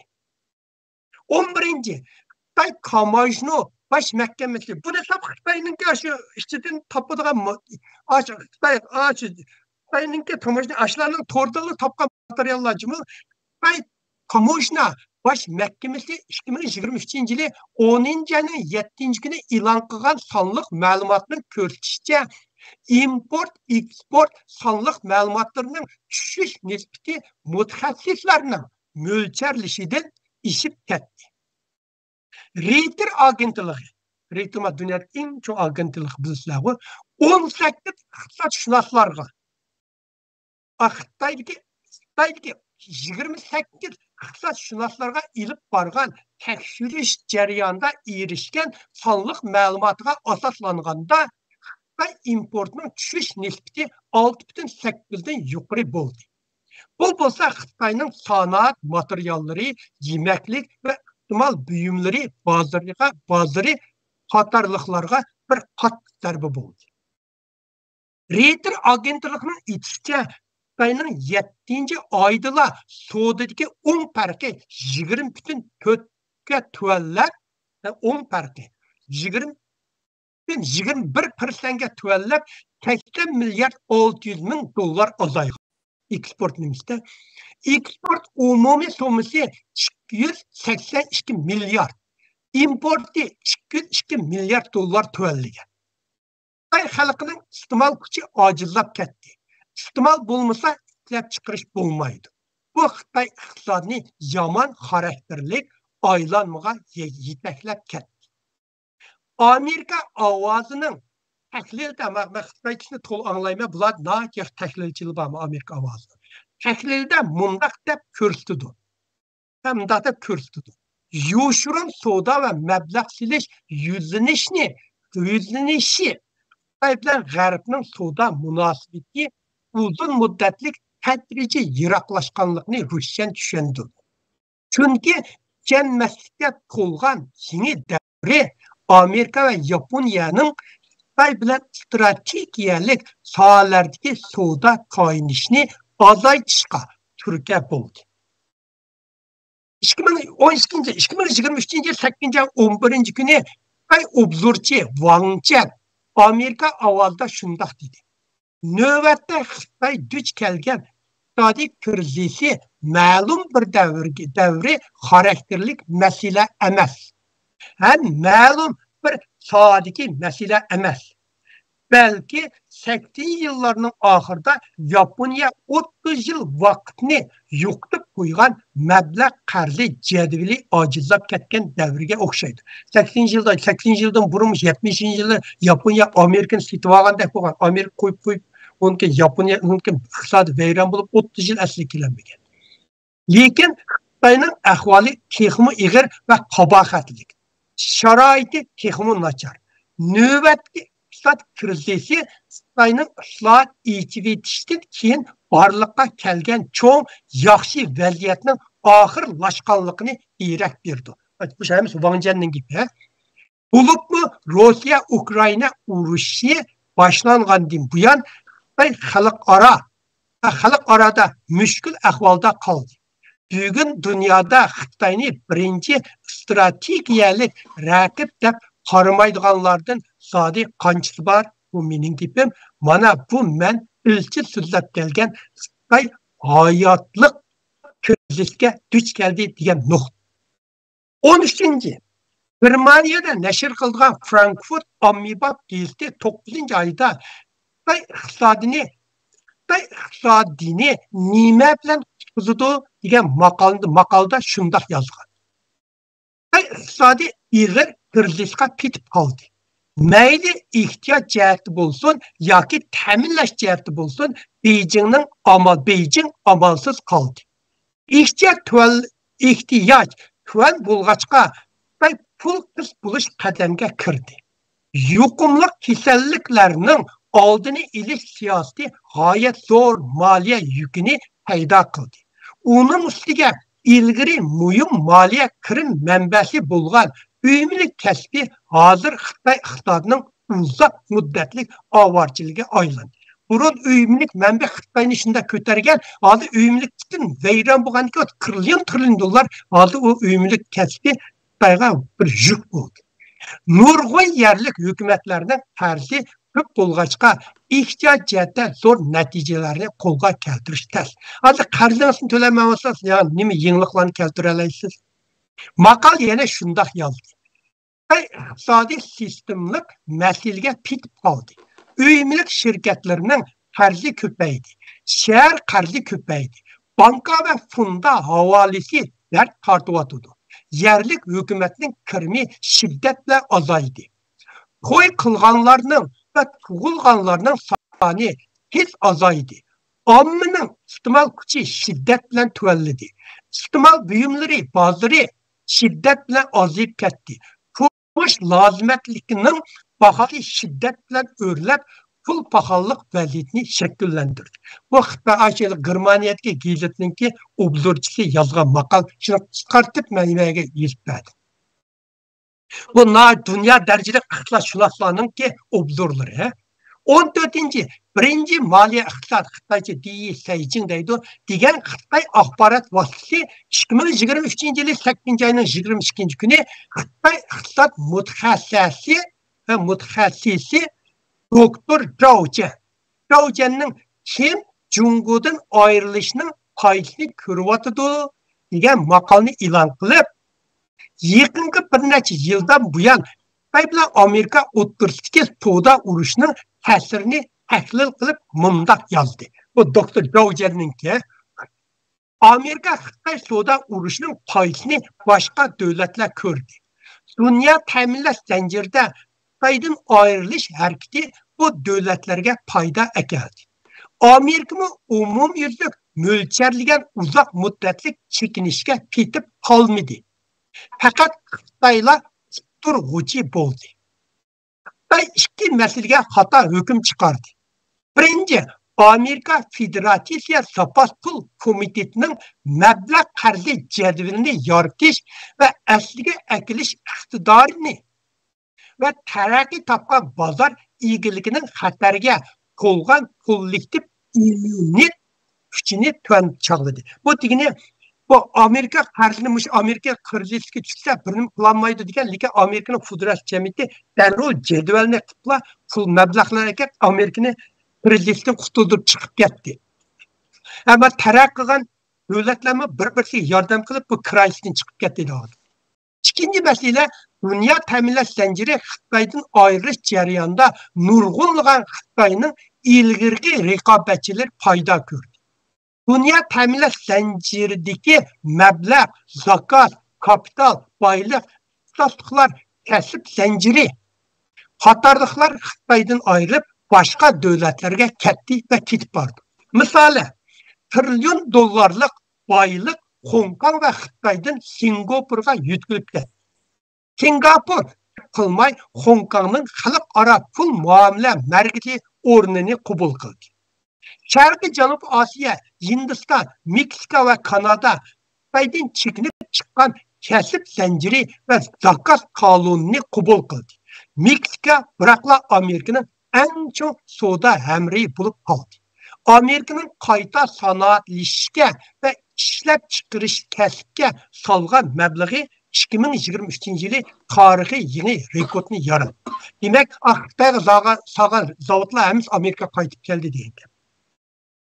Xitoyda 2023-yili 6-oydan buyon eksportning eshish sur'ati va chet el savdogarlarining bevosita mablag' selishi sijil tuanladi. 9 oylik eksport sonliq ma'lumotida dollar bilan hisoblaganda eksportning tuanlash sur'ati 20%ga yaqinlashgan. Chet el savdogarlarining bevosita mablag' selish nisbati mushu asrgi eng tuan chekka yetdi. Chet el savdogarlarining bevosita mablag' selish nisbatining tuanlab ketishi texmo cho'ng yo'nalish xarakterlik ahamiyatga ega. Chunki chet el savdogarlarining bevosita mablag' selish texmo uzoq muddatli yiroqni o'ylashni asos qiladi va dunyoning Xitoyning kelgusiga bo'lgan ishonchga vakillik qildi. Uzun muddatli salmagandan keyin chet el mablag'ini da'vatqini chet el mablag' solganda bularga uzun muddatli ko'z tutdi. Hozir Xitoyda unday ishonch yo'q Xitoyga. Dunyoning Xitoyga hech qanday ishonchi qolmadi. 15-chi Xitoy yerlik hukumatning qarshi qatma-qat, hatto hisobsiz bo'lib ketdi. Xitoy statistika idorasining sonliq ma'lumotiga asoslanganda, ben tekrar Xitoy o'zininkiga asoslanyaptim. 2023-yili 31 yerlik hukumatning moliya qizil raqami ko'rindi. Birining qizil raqami ko'rindi deganda siz vayron bo'lish oldida deyin. Mablag' kamchil bo'lgan o'lka va yerlik hukumat qaramog'idagi maktablarni setishga yo'l qo'ydi. Hozir nurg'un yerda xalqlar hukumatning maktabini setyapti, oldiganlar sotimiz deyapti. Jumla satsa olaman degan pulni to'lanmay. Beijing Dashuaningki maaşını tölenmeyle Mautay şirketinki müdiri men boptaş malımının maaşını verme minesaj Beijing'daşının müdiri kılsa makulda başını arak zavatının Mautay'ninkini şunun müdiri kıldı o yakında. Endi o gelip maaşını takip veriyordu. 2023 31 yerlik hükümetin maliye rakmı göründü. Meblağ temsil bo'lgan ülke ve yerlik hükümet qaramog'idagi maktablarni setishga yo'l qo'ydi. Shaxsiy yodigarlik to'xtamni qisqartdi. O'qituvchilarning maoshini azaytdi. Bu umumiylik azaytdi. Hatto universitetlarning maoshini taqsamadi. Mukofot qarqitishni to'xtatdi. Hatta asosiyatda Xitoy mukofot, hatto qarqatgan mukofotni qaytirib berishga majburladi. 5 yil burun taqatgan mukofotni qaytirib berdi. yerlik hükümetlerinin asaslık maliye menbesi yer ütünüp berişten keludi. Bu umumi kirimin neftinin 30%'den yukarıga aşıdı. Xitayda özünün setilişi, tez tüvenlişi bilen 34 ülke dercilik memur rayonlarının 27'sinin kirimi hallık tüvenledi. İkinci kirim bolsa yerlik hükümetinin payçak setiş. Bunundan yerlik hükümet terzi 2023 yılının ahırda 66 trilyon halk pulga yetti. Her ülke özü pay satıyı veremez mi? Halklar pay aldı, onu payını sattan tüyüsüz buldu. Aldı tölenmek şu terzi 66 trilyon halk pulga yani 9,20 trilyon Amerika dolarga yetti. Bu Xitay GDP'sinin 20'den köpüge baravar. Xitay'nın yukarı katlam əmədarlarımı 2023 yılı pul muamele mukumluqı güç gelgen en çok tehditlerinin bir yerlik hükümetin terzi ekenligini itiraf kıldı. Pulcığımız tabi yerlik hükümetlerin karşı satıyı veren emas mı? Aynı. Xitay G'arbiy Janubiy Maliye İqtisad Üniversiteti Kit'nin bir tədqiqatının körçüçe Xitayda az 50 milyon yürüş uy quruq ekan. 150 milyon yürüş uy quruq. Manda aytsam Gollandiyadan bir 10 nesli cihadamlar oturduğan uy quruq ekan. Jingavi karxanalarının məbləğ payısı 5 yıl burun 9,3% idi. Bu yıl 3,7'ye çıkıp kaldı. 70% kıskardı deyince. Devlet karxanalarının payısı 5 yıl burun 4,3'ye. Hazır 2,20'ye çıkıp kaldı.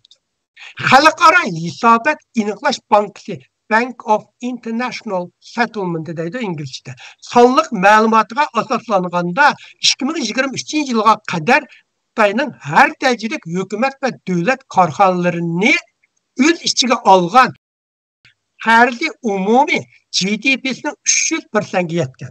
Abayıklar 286 diyen bula 300%'e yetti deydi. Başta bir New York'taki İqtisad Tədqiqat şirketi Rhodium Group, bu çoğun şirket. Mülkerişte Xitayda 20% şirketinin kısa müddetli terzini koyduruşka yeterlik naqd pul zapası var. Xitay şirketinin fakat 20%'ne qarzını tölerleydi. Ağalar tölenmedi degen şu veyran buldu degen gap. Xitay Maliye Ministerliği ilan kılgan sonluq məlumatqa asaslanganda yerlik maliye kirimi umumi miqdarı 2010 yıldaki 19,445 milyar 887 milyon yuanga yetişiş nispeti 2,6% aşkın. Şunun bilen bir vaxtıda yerlik maliye qarzımı 20 milyardan 900 milyar yuanga yetip 4,7% aşkın. Arsızın iktisadının işiş nispetinden qarz nispeti işip ketgende devlet ilgideki zemin filziş hukuku ötüp beriş. Belki turdi şuyum içindeydi. 2010 yıldaki 2910 milyar 944 milyon yuandan 2021 yıldaki 7285 milyar 842 milyon yetti. 2,9 hesap boğan. Bu deganlik devlet ilgili zemin işletiş hukukunu ötüp beriş kirimi yerlik cemaat kiriminin 72%'ını egallagan. Şu yerlik hükümetler şu yerini ötünüp berişten kirim kılattı. Aldı o kirim chetdaliklar chiqib ketgandikin hammasi yo'q bo'lgan gap. Şunun 70% kirimimiz yo'q bo'lgan. Yana bir nuqtaga aytay, Xitoyning xalqaro iqtisod va diplomat munosabati texmi nacharlashdi. Buni men bir necha nuqtadan so'zlab o'tay. Xitoyda qo'shni davlatlar, kim Xitoyning qo'shni davlatlarini biz analiz qilib boqaylik. Xitoyning qo'shni davlatlari 3 lagerga bo'lindi. Ojiz va yimirlangan davlatlar. Masalan, Afg'oniston, Burma, Chaushyan va Pokiston. Qo'yiq munosabati bor, lekin Xitoydan qo'rqadigan, Xitoy bilan ham do'st, ham dushman holda turadigan davlatlar. Mongoliya, Rossiya va O'rta Osiyodagi davlatlar. Amerika bilan mudofaa shartnomasi imzolagan yoki harbiy hamkorlik bilan shug'ullangan davlatlar. Tayvan, Hindiston, Yaponiya, Filippin, Koreya, Vyetnam. Bu davlatlar bilan Xitoy o'rtasidagi iqtisodiy va savdo almashtirish tang-pong emas. Xitoy bu davlatlarga ko'p sotadi, oz oladi. Uning ustiga Xitoy iqtisodiy jihatda bu davlatlarni bo'zaq qiladi. Xitoyning bu qilmishi bu davlatlarning Xitoyga bo'lgan gumonini texmi cho'nqurlashtirdi. Angliyada nashr qilingan dongliq haftalik gazet iqtisodshunos inglichcha The Economist deydi. Ko'rsatishicha Xitoyning zamin masaladagi haddidan ziyoda qattiq bo'lishi, boshqa davlatlarga mushmining yarim deb turilishi, xohlagancha yoki majburlash xarakterlik iqtisodiy siyosati, Rossiyaning Ukrainaga tajovuz qilishini qo'llashi, qalash tortishdagi Janubiy dengiz xoda toshlarida 7 mustahkam sun'iy orolni barpo qilishi va Hindiston chegarasida qat-qat shug'ullik qilishi qatorliq qilmishlari qo'shni davlatlarning Xitoyga bo'lgan munosabatiga tahdid silib kelyotidi va nurg'un davlatlar Xitoyga bo'lgan hushyorlikni oshiryotidi. Niminki baş maqalını e'lon qildi. Misali, Yaponiya yangi bexatarlik strategiyasini ma'qullanib, 2027 yilga borganda davlat mudofaa rasutini bir asa oshirishga va'da berdi. Hamda Tayvan masalasida Amerika bilan hamkorlashib, Amerikaning ittifoqdoshlari va boshqa Xitoyning qo'shni davlatlari bilan bexatarlik hamkorlikni kuchaytirdi. Filippin Amerikaga o'zining 4 yangi harbiy bazasini ishlatishga yo'l qo'ydi. Vyetnam harbiy ishlarda Amerikaga yaqinlashdi. Hindiston Xitoydan kelgan mablag' silishni cheklab qolmay, Xitoyning aplarini chekladi. Hamda Xitoy korxonalarga bosh tekshirishni qanot yoydirdi. Koreya Amerika bilan bo'lgan ittifoqni kuchaytirdi. Hamda Yapon bilan bo'lgan uzun muddatli ixtilofini bir chetga qo'yib qo'yib, bu ikki davlat yana Amerika lageriga birlashib kirib, Xitoyning Yaponiya, Koreya ta'minlash zanjiridagi rolini azaltdi. Nepalda Xitoy va'da bergan bir balvoq bir yo'l turini tamomladi. Ammo buni dedi. Malayziya narxi ziyoda yuqoriga deb Xitoyning bir necha mablag' silishdan voz kechdi. Olmadi. Ikkinchisi, NATO 2023-yili 7-11 kuni Litvaniyada rahbarlar yig'inida axborot e'lon qilib, Xitoyni azaldan eng qattiq ayblab mundoq dedi. Eng qattiq aybligida Xitoyning aniq ko'rsatilgan qora niyat va tahdid xarakterli siyosatlari bizning manfaatimiz, bexatarligimiz va qimmatimizga jang e'lon qildi. Xitoy olam bo'shligi, aralashma va boshqa tangsiz tahdidlarni yo'lga qo'yib qolmay, hamda yangidan gullanayotgan va buzg'unchilik xarakterli texnikni yomon g'arazda qo'llanib, Rossiya bilan strategiyalik hamrohlikni kuchaytirib, qoidani asos qilgan xalqaro tartibni og'dirib tashlashga intilyapti. Xalqaradan buningdimi çok ayıplash bo'lmaydi, buni aytib. Uchinchi, Yaponiyada nashr qilgan Iqtisod Osiyo Obzor Nikkei Asian Review deydi. Haftalik gazetining aytishicha, dunyo bo'yicha ikkinchi o'rinda turadigan Amerika kompyuter zavodi HP degan ma'noga, Uyg'urcha HP deymizda, HP necha milliard soda ve aile işletilen laptopның işlep çıkışını Xitoydan Tayland'a ve Meksikaga yetkazdi. Bu HP'nin rekabetçisi Dell degan mana. DELL deymizda, bir qadar keskin planni yo'lga qo'ygan. Yana barliq mahsulotlarda Xitoy ishlab chiqargan chipni qo'rqdi titg'anligini aytdi hamda Xitoy ishlab chiqargan elektronlik detallarni zo'r darajada azaltdi. Men bu ishni qisqa va H degan Hewlett Packardga ikki harbiydan qaytgan odam o'zining garajda batareya yasashdan boshlab hozir dunyodagi eng chong mushayliqi mulozima sistemalarni yasaydigan qancha bir 50-60 milliard dollar shirkatga aylanib ketdi bular. Shu uyning bir garajdan boshlab bu shirkat masalan Unix deydi dunyodagi chong shirkatlarni ham dars o'tadi ham bir maktabga aylanib maktabi bor. Men idoraman mush maktabni bachkinishkisini olgan.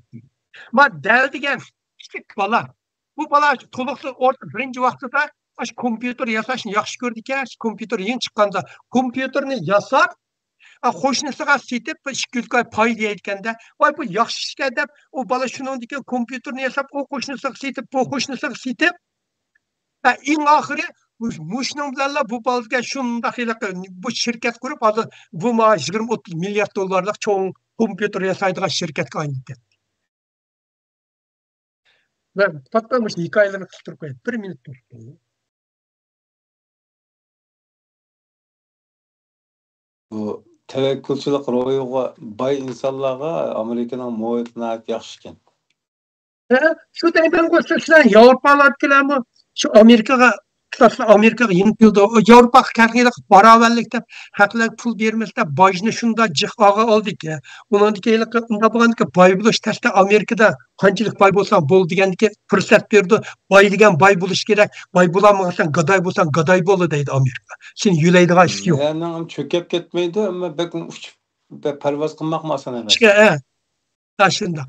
Amerika 2018-yildan boshlab Xitoy bilan savdo urushni boshlashni bir sababi, shu vaqt boshlashni bir sababi Trump hukumati Trumpni bilmasqa oldingi Amerika prezidenti.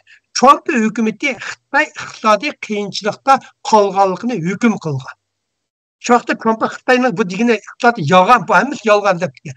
Xitoy iqtisodshunos Shang Sungzu oshkorlashicha 2018-yildan keyin Xitoy GDP'sinin eshish nisbati aran 1,6% bo'lgan. Ba'zi Xitoy iqtisodshunoslar Xitoy GDP'sinin eshish nisbati manfiy deb mo'ljallaydi. Bu Trump deb o'qiymiz Uyg'urcha.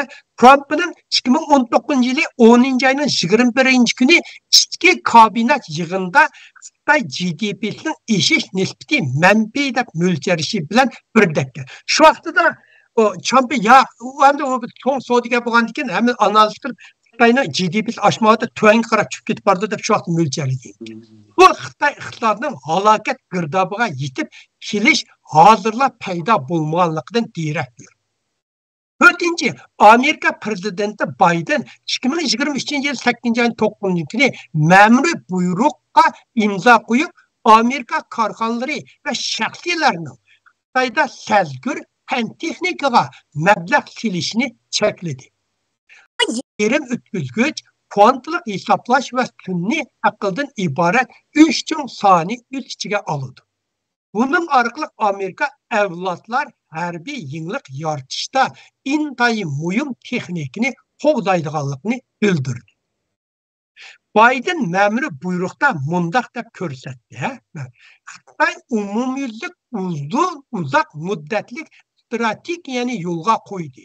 Sazgur fan texnikaga va mahsulotlarning ilgarilishiga yetakchilik qilyotdi. İlgiri sürüvatıdı ve kollavatıdı. Bu texnika ve mahsulotlar Xitoyning harbiy ishlari, axborot, nazorat qilish yoki taraqqiyotida intayin muhim bo'lgan ko'r iqtidorni o'stirdi. Xitoy ilg'or fan texnikasini tadqiq qilish, erishish va yutkash orqali harbiy ishlarda yetakchilik o'rinni amalga oshirmoqchi. Biden'ın ama davetini Xitoy chip ve mikroelektron, kvant uçur texniki ve sun'iy aql jihatda Amerikaning davlat bexatarligiga zo'r darajada tahdid soldi. Bu ma'muriy buyruq orqali Xitoyning eng ilg'or texnikaga erishib va ilitib Amerikaning bexatarligiga tahdid solishning oldini olish. 5. Harbiy ishdan kichkam so'zlab o'tib ketay.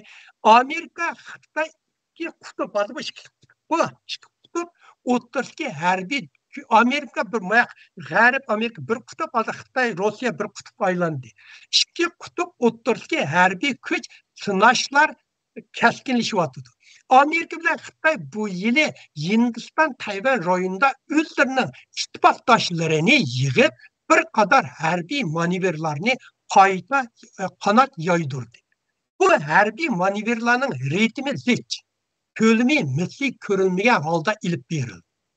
Harbiy mutaxassislarning analizida Amerikaning Hindiston Tayvan rayonida harbiy manevrning soni ve murakkabligini davomli kengaytirishdagi maqsadi ittifoqdoshlar ora mahsulotchanlikni ve mashg'ulotchanlikni kuchaytirish ve Xitoyning Tayvanga qurolli hujum qilish niyatiga tahdid silish. Lekin Xitoyning ig'vorgarchilik qilmishi ve urush strategiyasini o'zgartirish nihoyat tez. 2023 yılı 7. ayının 20'den 23. günügacha Xitoy Rossiya paraxod atirti Yaponiya dengizining o'rta qismida dengiz usti strategiya yo'l bexatarligini qo'g'dash markaz qilgan manevr o'tkazdi. 2023 yılı 7. ayının 20'den 23. günügacha Xitoy Taylandiya havo armiyasining birlashma vaziri Taylandning Ulung havo armiya bazasida o'tkazildi. Bu məşqdə Xitay qırğucu aeroplan, qırğucu bombardıman aeroplan ve aldın signal veriş aeroplan yer boşluq başqurulduğan bomba qatarlıqlarını işğal saldı.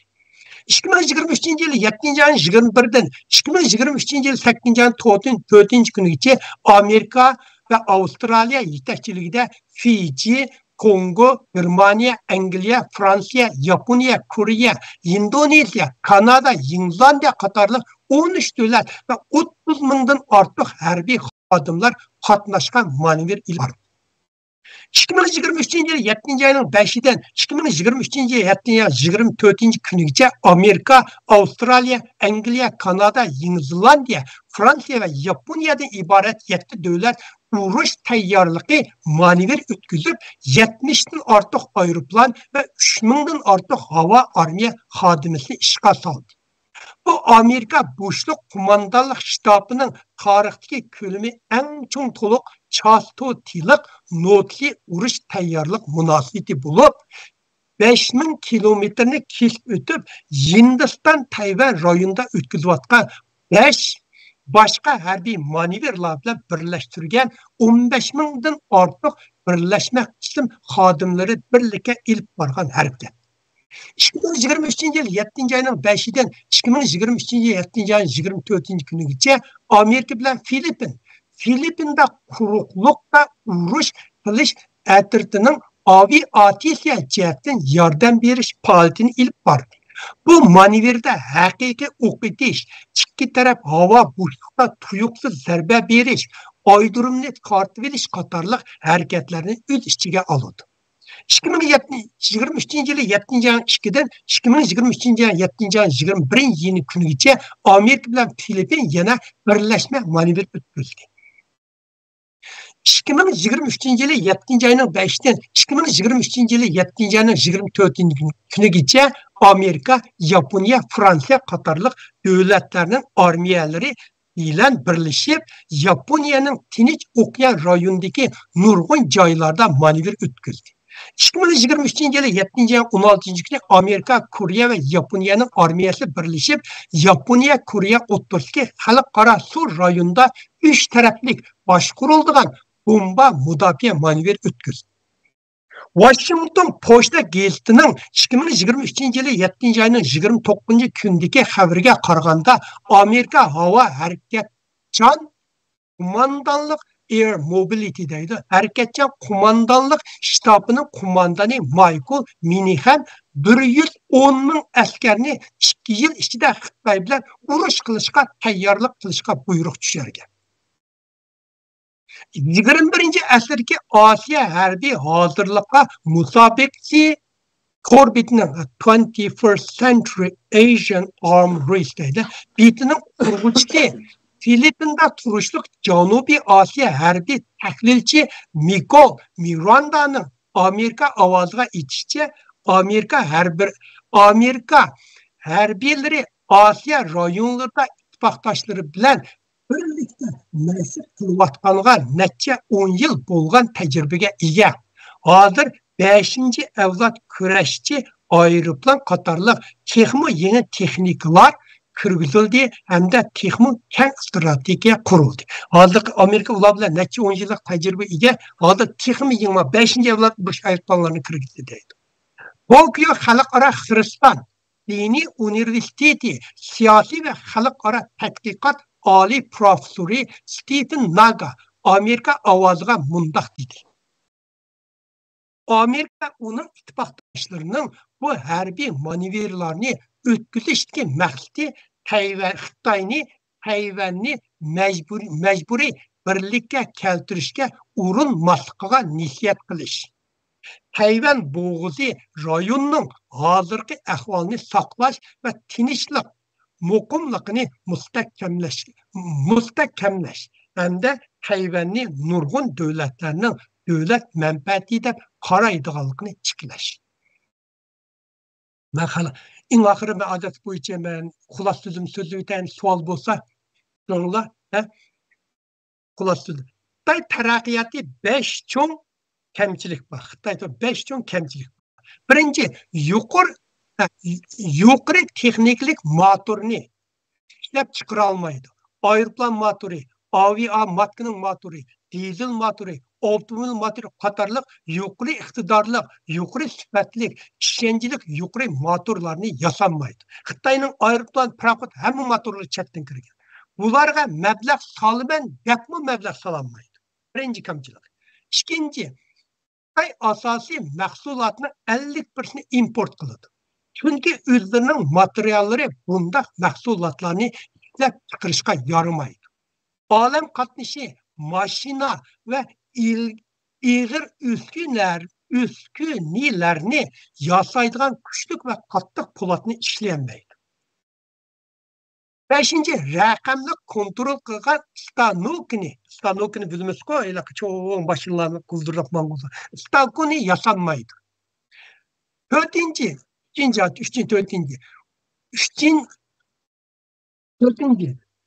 Uçur texnikasiga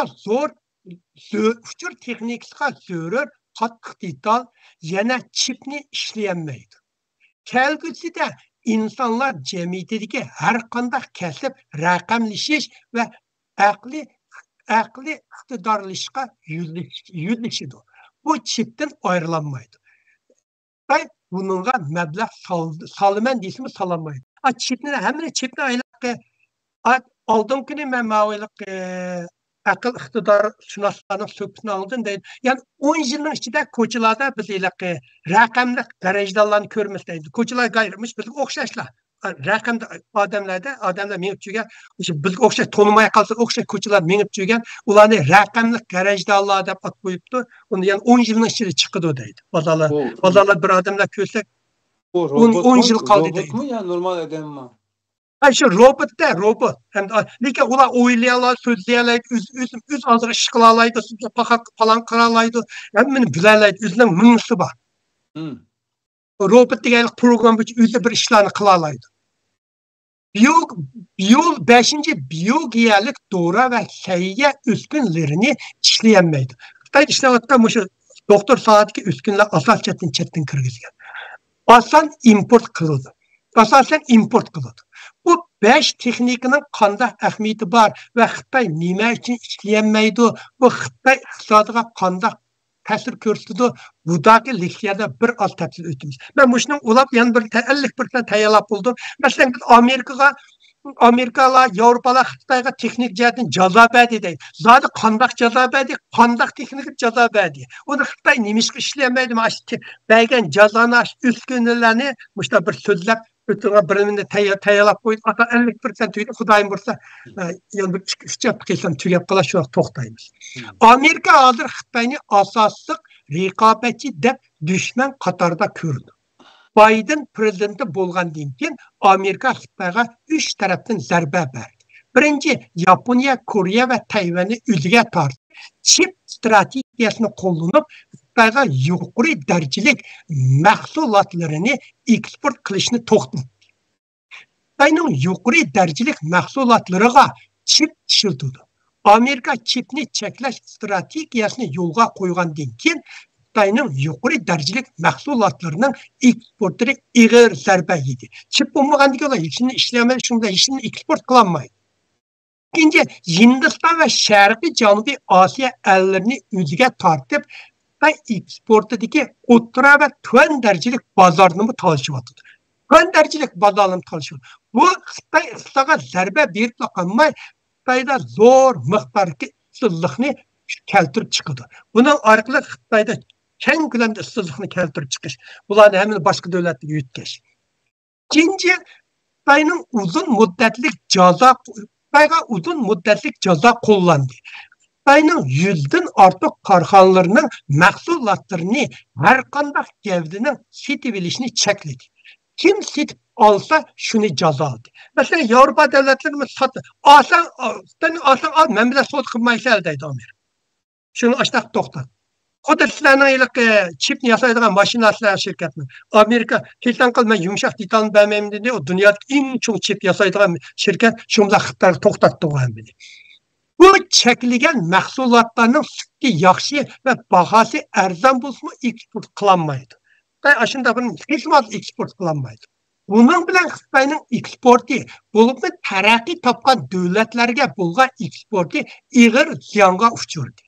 İlgari Xitoyning birinchi chong savdo sheriki Amerika, ikkinchi chong savdo sheriki Yevropa edi. Taraqqiy topgan davlatlar Xitoyning eksportini taraqqiy topgan davlatlar Xitoy eksportining muhim nuqtasi edi.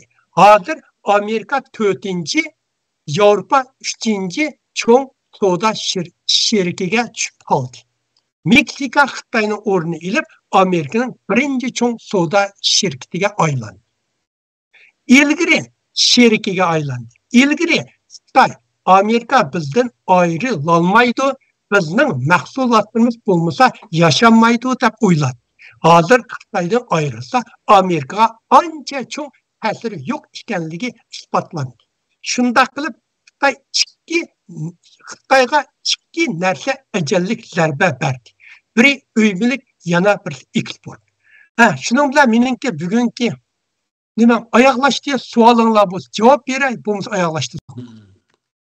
Men lekin budak shirkat nimada masalan buna texnik jihatda shunda jazo berdi deymiz. Qanday texniklar jazo berdi? Konkret texniklarni, zavodlarni men mushta hisoblab, Amerikaga Xitoyga bergan konkret texnik jihat 120 oshidi.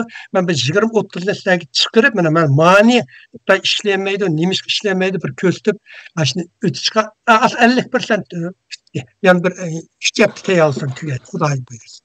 Allah ajr bergin. Ajrlik bo'lg'aysiz. Darvaqa shu iqtisodiy masalasini Xitoyniki nihoyat davolg'uchi bo'layotganligi, cho'kish xarakterlik ziyonga qarab ketayotganligini ilgari surayotgan, ta'kidlayotganligi bor ekan. Sizningcha Xitoy yana qanchalik bardoshlik bera olishi mumkin? Endi qarang, bu Xitoychi bunday ilaqi burunqi Chungyun degan Xitoyniki eng Xiaopingning eng yaqin bo'lganidan bir gapi bor. Bizning nayt yaxshi xalqimiz bor. Ular arzimaydi, ular isyon ko'tarmaydi, ular qilmaydi. Xitoy vayron bo'lganda hali Xitoylarning bir gapi bor. Kimning gapi? Xitoyda xotin bolasini setib jamba qolsa isyon ko'tarmaydi deydi. Shuning uchun masalan burun isyonlar Xitoylarning tarix isyonlar hammasi xotin bolalarini qizlarini setibmi jamba qolmagan isyon ko'targan. Shuning uchun Xitoylarning xalqini qanchalik esa bu xalq ma'qul deb ketgan isyon ko'targan bu bir qulluqda yashashni xohlaydigan davlat qora. Ya'ni bu bardosh beradigan chidamchilik berib Amerika o'zini yeb sizlar suhbat qo'ydim. Xitoylar odam yeydigan nima madaniyatni so'zlagan so'zlaymiz. Odam yeb o'zini u ilaqi ketiverdi. Masalan, ilaqi burunqi ilaqi dayıcın çoğun sakrash hareketimi hozir 40 milyon odam yil bo'yicha ochlik o'lib ketdi. Hech kim isyon ko'tarmaydi. Bu Xitoy intayin nacharlashib, nimib ketadi, vayron bo'lish iqtisodiy, bularga vayron bo'lib yashagan davlat vayron bo'lib ketdimi, ozqandagi odam yashab ketaverdi ilaqi. Xalqi isyon ko'tarmaydi bu odam bu davlat. Bir-birini yeb bo'lsimi ketaveradigan ashundaq bir davlat emasmi? Buningda shuning uchun bu hozirgi Xitoyning ilgari surish iqtisodi yo'qaydi. Bu degan xalqaroliq narsa bu. Banka soldi Hong Kongning butun iqtisodi Singapurga yutkilib ketdi. Xitoydan shirkatlar asosan chekinib chiqib ketdi. Bunda iqtisod degan bir vayron bo'lgandan keyin siz uni burungi asli ekaningizga intayin keyin. Chunki Xitoyning iqtisodiy g'arbga o'xshash texnika, yenglik yaratish, malni bo'lmagan, uy silishdan taraqqiy qilgan, mablag' silishdan taraqqiy, uyimlik mablag' silishdan taraqqiy qilgan. Uyimlik degan narsa qarang, bir binoni silib qo'ysangiz, bu binoga shunda xaridor bo'lsa sizga foyda zo'r bo'ldi. Xaridor bo'lmagandikilar bu bino degan pul yeydi. Ben dedim 85%. O bina degan quruq turib banimiz yeydi. O binalarga Xitoyda asosiyatning butun yerliklar Olvos shahri, Jin shahri deb qo'ydi bo'lib ketgan. O binalarga uy solganda milliard trillion dollarni banklar qarz berdi. Endi bular qarz to'lamagan ki hammasi bankaga o'tib ketadi. Shunlar banka vayron.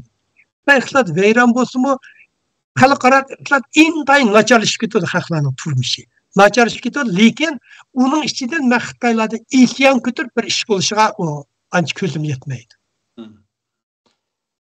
Hadi burunqi vaqtlarga o'xshamaydi. Burunqi suv bo'yi davrlarida bir ishi bo'lsangiz, mavzudan inqilob qilganda tog'ni o'tib qechib chiqib ketasiz.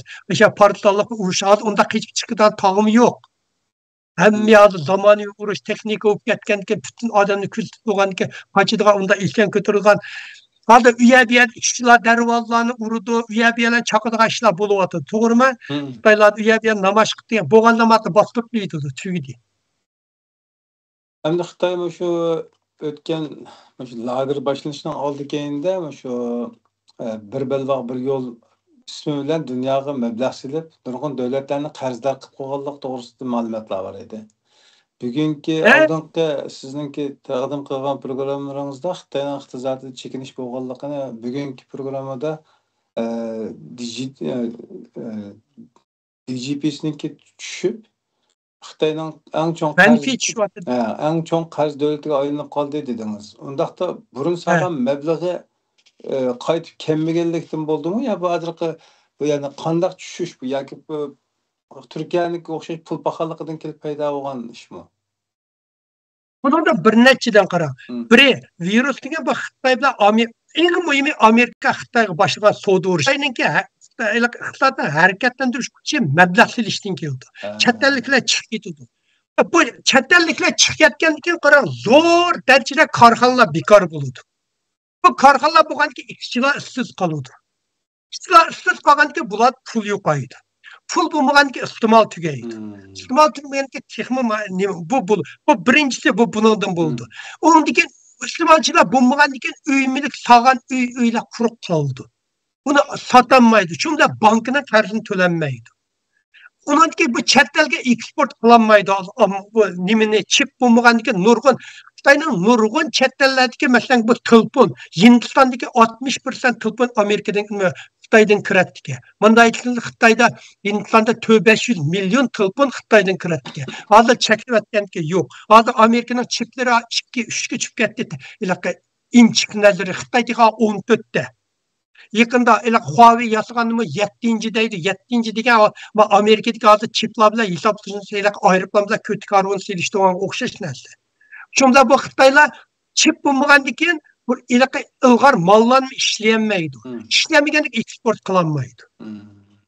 Uyimlik tugidi, uyimlik qadri bu kinotopik ichivergandan keyin eksport tugidi. Undan keyin Afrikalarga 1,5 trillion dollar sağan məbləğini Afrikalar hozir uni bəməyimiz emas. Sen bizning muhitimizni buzib etding. Buning butun muhitiga yana trillion pul to'ladi. Bu yer sağan şirketler, məbləğlar shunday qoldi, o şirket degan bir tömöteslek aylandı, zavod mu tömöteslek aylandı, yani işleydiği adam yok. Salanmayısız, onda ulan tüydü. Bir belvak, bir yol mu, nurgun yerler asas Avrupa için bağış, o yol mu üzülüp gitti. İktisat diye hemmesi muşta boğan diken, devlet işideki halkının iktisat tetiviliş gücü azlayıp gitti. Hazır mesela muallimlerin maaşını veremeyken, Beijing daşıyanın okutkucuların maaşını veremey, Maotay Gungsu'nunki başlığı meni müdür kılsam, ben maaşını okutkucularının maaşını vermesi makul deb müdür kıldı. Bazı bir çoğun haber kaynadı. Şimdi maaş veremeyken ki istimal yokaydı, istimal bulmagan diken, işlep çıkırış bulmaydı, işlep çıkırış bulmagan diken, malla emniyet bitilip gidiyordu, malla bitilip ketken ki zavodla veyran bu. Bunun işsizlik yok. Yani Xitayning iqtisodining tushishi asosan tashqi aloqa diplomatiyasining buzilishi paydo bo'lganligi g'olibroq ekanda. O ağlırak. Çünkü Amerika'nın iqtisodini qarang, bu Yahudilar başkanlığı, bu Yahudilar degan yaman haq bu iqtisod boshqarishda. Aşı eng acil nuqta chip ekanligini bildi. Chip bilan başladı. Chipni tutgan, bundan degan bütün narsa chip qarang. Ben bu da chip degan nimani Xudoyim burada bir tushuntirib o'tib ketay. Chip degan ham bizning qiyinimiz hozir sanoatning qiyini. Biz bildiğiniz ekovat. Ama yakında ama Avrupa'da Xitay'nınki maşinsazlık sahasına kirişi biraz tez buladı. Maşinlerine obur tıkadı. Siz taraflardan şunday buladan bu iqtisadi nimasiga ta'sir ko'rsatmayotgandek, belki gülünayotgandek bir tuyg'u bu mu köpük mü ya? Ya bu mu emelek aylındı. Aynen maşinlerinin qarang, o Avrupa aldı naiti çiz süratli kirib ketib bardı, to'g'rimi? Onun bahası, o maşinlarning nemisi süpti ko'rinmaydi. O naiti çünkü o bahalar başqasiga qaraganda Xitoyning kirayotgan mashinasining bahası naiti tuvan. Jiq tuvan. O tuvan bazan alanda burunmi kirib baqqan o Xitoyning mashinasi chip bo'lmagan yiliq bozormi? Hech o'tmay yo'qolib ketdi. Burun Xitoyning xalqaro bozor kirib baqqan, buning sifatiga ko'rinmaydi. Yani Yaponiyada unda bo'lishi, masalan, bu da Norway va Denmarklarga borgan vaqtdan qarab ularda yan 2 yil degan 2025 borgan ekan, Denmarklar Copenhagenlarda 2025 yil tortib shahar ichiga tok mashinani kirgizgan, boshqa neft mashinani kirgizmaydi. Mishadan başladı bu gaplar. Unda bo'lgan ekan, mashina olaman deydi. Mashina nerede? Arzon mashinani izlaydi. Bu Xitoyning mashinasi bir 2 yil deganlar, menimcha hozir iqtisodshunoslarning deyishicha, buni asbob chipni nereden qilsiz? Şu Amerika'nın chiqqanda bular acil chiplar bilan yasalgandiki arzon. Mesela guldurak xuddi hozir mesela Amerikada bozorga borsangiz Xitoy mollari asosiyatdan qolmadi. Arzon sifatli menimcha bir 2 yildan keyin xalqlar qaytib keldi bu bozorniki. Siz bir mashina olsangiz, masalan, bir 2 yil vaqt buzilsa, uni qayerda yasaysiz, qanday yasaysiz? O Xitoyning arzon chiplari o Yevropada yo'q, uni ishlatmaydi. O çünkü hozir tok mashinasiga butunlay chiplar bo'lgan gap, burunqidek motori yo'q, motori yo'q, almashtir ichidagi asbob hech nimasi yo'q uningki. Batareya bilan mangdi. Batareyaning materiallarini Xitoy ishlayolmaydi. Bunun ichidagi nimalar butunlay chip batareya bilan bo'lgandan keyin bir 2 yil deganlar bilindi. Eng chong batareya zavodi Xitoynikini datdi, u yolg'on uchirmadi. Yolg'on. Hozir eng chong boshi mayani ishligini, hozir Amerikaning Tesla ishligini, Fordning ishligini 350 mil, bir qaçılsın 350 mil, 600 kilometre mağdı. Hozir yaqin Yaponiyaning e'lon qilgani, ularning bir batareya 2000 kilo kelgan bir batareyani xeyli taraq qilib bozor savdoga yiqilishib qoldi deydi. O batareyani her bir qatim to'qqachilar qo'ysan 2000 kilometr manganda va Amerikaning Fordningki men o'qidim, texnical material o'qisam, Amerikaning 4000 kilometr mangadigan batareyani tadqiq qilyapti deydi. Bir nima tadqiq qilgan ekan 4-5 yildan keyin o'qchab ekan, birovmish qo'ltilpullar yangi chiqqanda 30 minutda batareya tugab ketadi. Hozir bir qachil olsak 2-3 kunga yetadi. Neçə gün çıxışlatmasanız bir həftəmi yetidi. Bir qaçıl olsa batareya şunchaki yaxshi o'tkatma olmaydi. O batareyalar o'tib ketadi, uni Xitoy ishlayolmaydi. Xitoyni buldurmamiz ko'p bo'lgan bilan uzun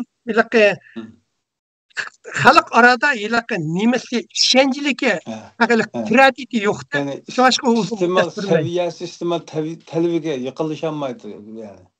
Yiqilishamaydi. Bir mashina batareya buzilgan. Nerede alsa batareyani Xitoyda alamısınız. Xitoyda akirib nereden alsın bu bilmez. O batareya degani o'zingiz ilib silib olmaysiz. Masalan, batareyani batareyasi qochilaysiz. Har bir masalan 7 yil, 5 yil degan batareyani boshqa yangi ishlaydi deganda, shu batareyani shu shirkatga avtib bersiz yo bir yerdan o'zlari batareyani almashtirib berdi. Siz o'zingiz almashtirgan narsa emas. Şu bir ikki yilliklar bizda buni bakın. Okey. Ben köydüm. Dünüge yaklaşık Avrupa'daki muş iqtisat sözleştim burun yani xalqaro iqtisat hem narsalarni birine torlaba Germaniyanın, Fransiya'nın, Amerika'nın torlarda xalqaro iqtisatlar qanday bo'lyapti shu to'g'riliq chiqqan yaqin ma'ni sözleştim burun yani bir qur o'qib chiqdi. Okey.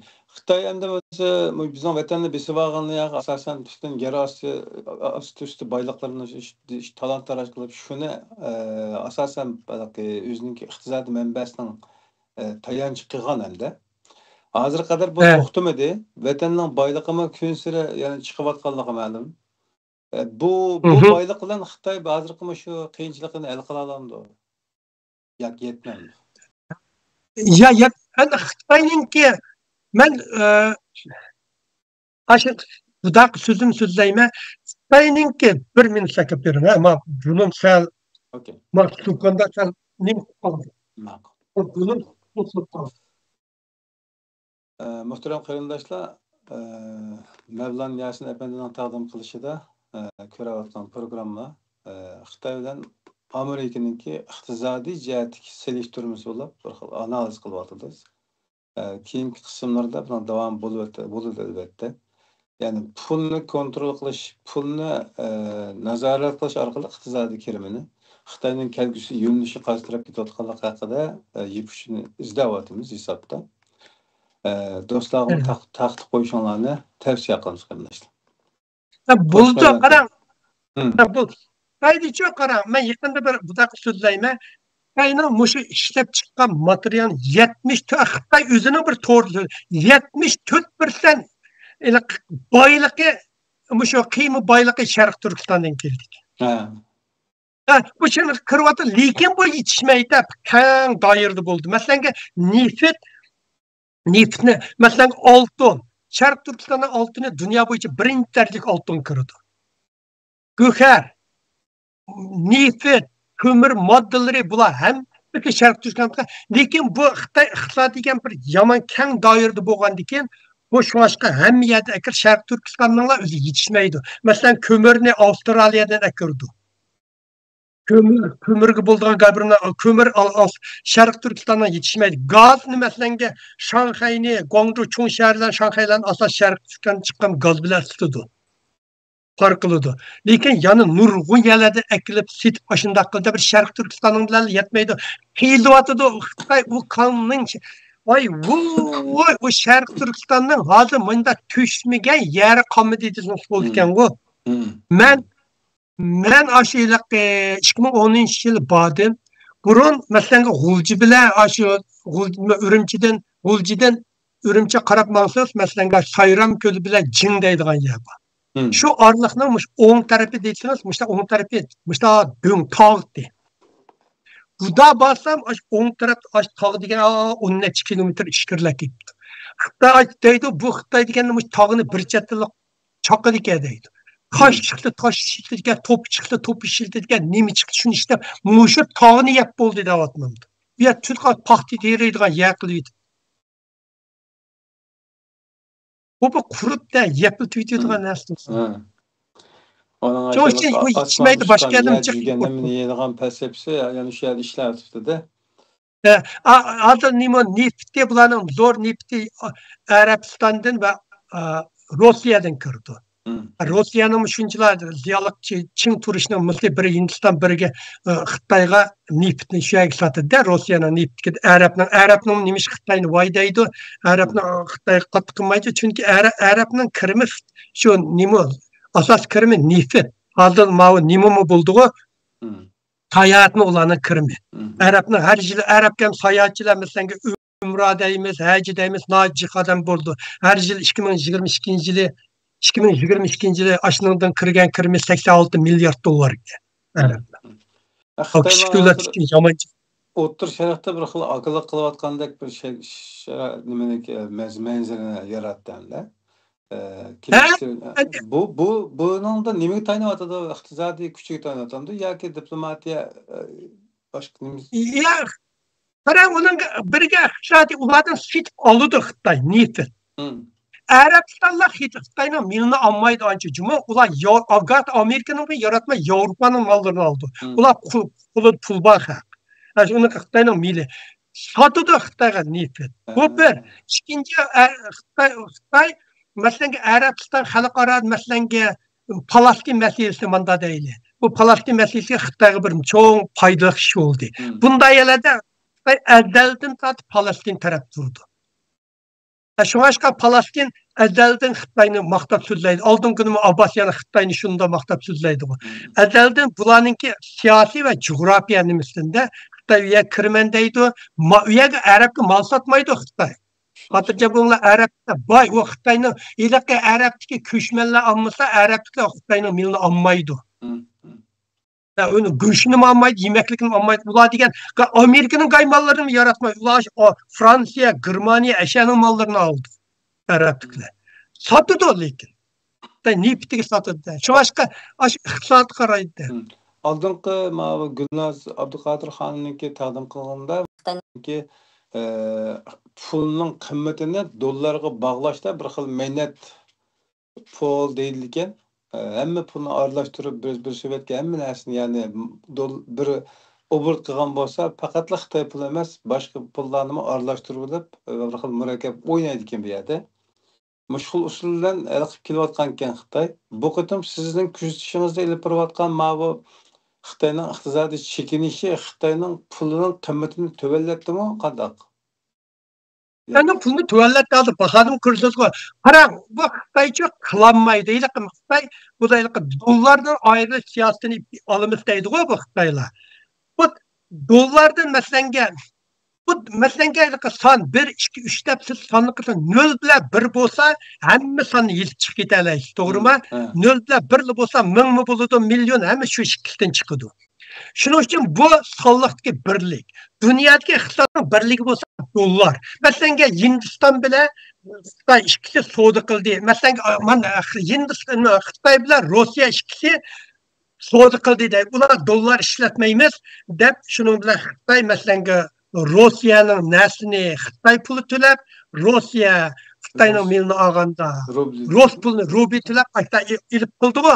Qilganda Masalan, men sening milingni olsam, men qanchalik Xitoy pulini to'layman, Rossiya qanchalik rubl va xalq puli qanday olmishdi, bu ikkining qimmatini qanday baholaydi.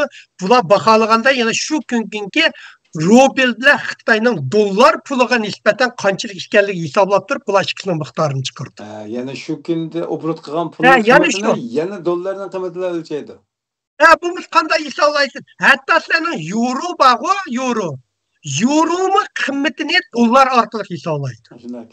Dollar birligi asosiy. Masalan, o har qanday Hindiston bilan olimiz ayrilmasa ayrilanmaydi. Eng oxiri bular o'tirib ikki davlat hisobini maqla, mening bir rublim, sening bir xalq pulingga bu ikkisini bu qanday selishtiramiz, qanchalik xalq puli, qanchalik rubga teng keldi degan masalada bular darrov xalq azob qarab, sening rubling manchilik dollarga, mening xalq pulim manchilik dollarga, shuning uchun ma qimmat yasolmaydi deb, kundalik bozorga, Nyu-Yorkga, paychak bozorga dollar qarab turib, bular bir-birini almashtir.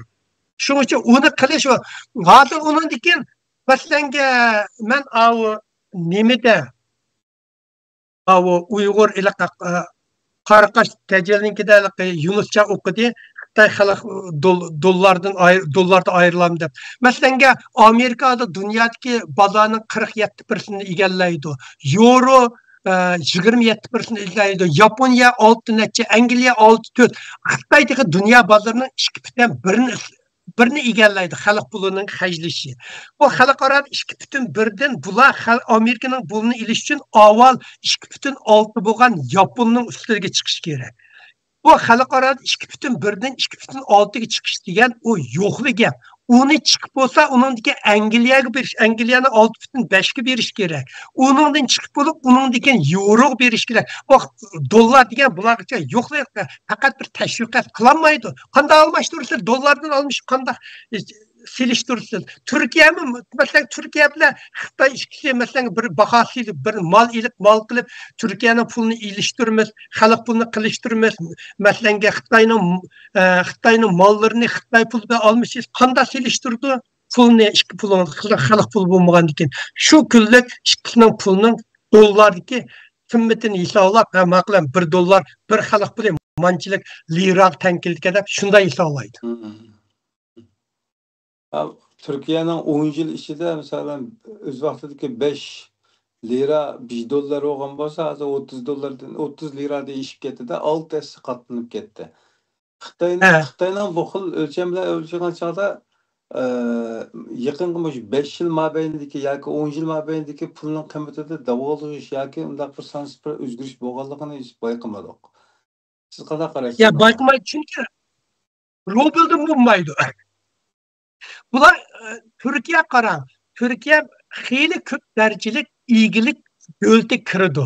Uning pul bahasini bozor qo'yib berdi. Xitoyning pul bahasini dollarda qancha hukumat kontrol qildi. Burun biz kichik vaqtimizda 1 dollar 1,7 yuan, bir yuan 70 tiyin. Kim shunday bozor qilganlar 8ga chiqib ketdi, hukumat kontrol qildi. Rublni hukumat kontrol qildi. Agar Xitoy iqtisodshunoslarning qo'yib berishicha, agar Xitoy xalq pulini bozor qiymati bozor qo'yib yetgan bo'lsa, bir hafta qolmay 1 dollar 120 yuanga chiqib ketadi deydi. Hukumat kontrol turda qo'yib bermaydi.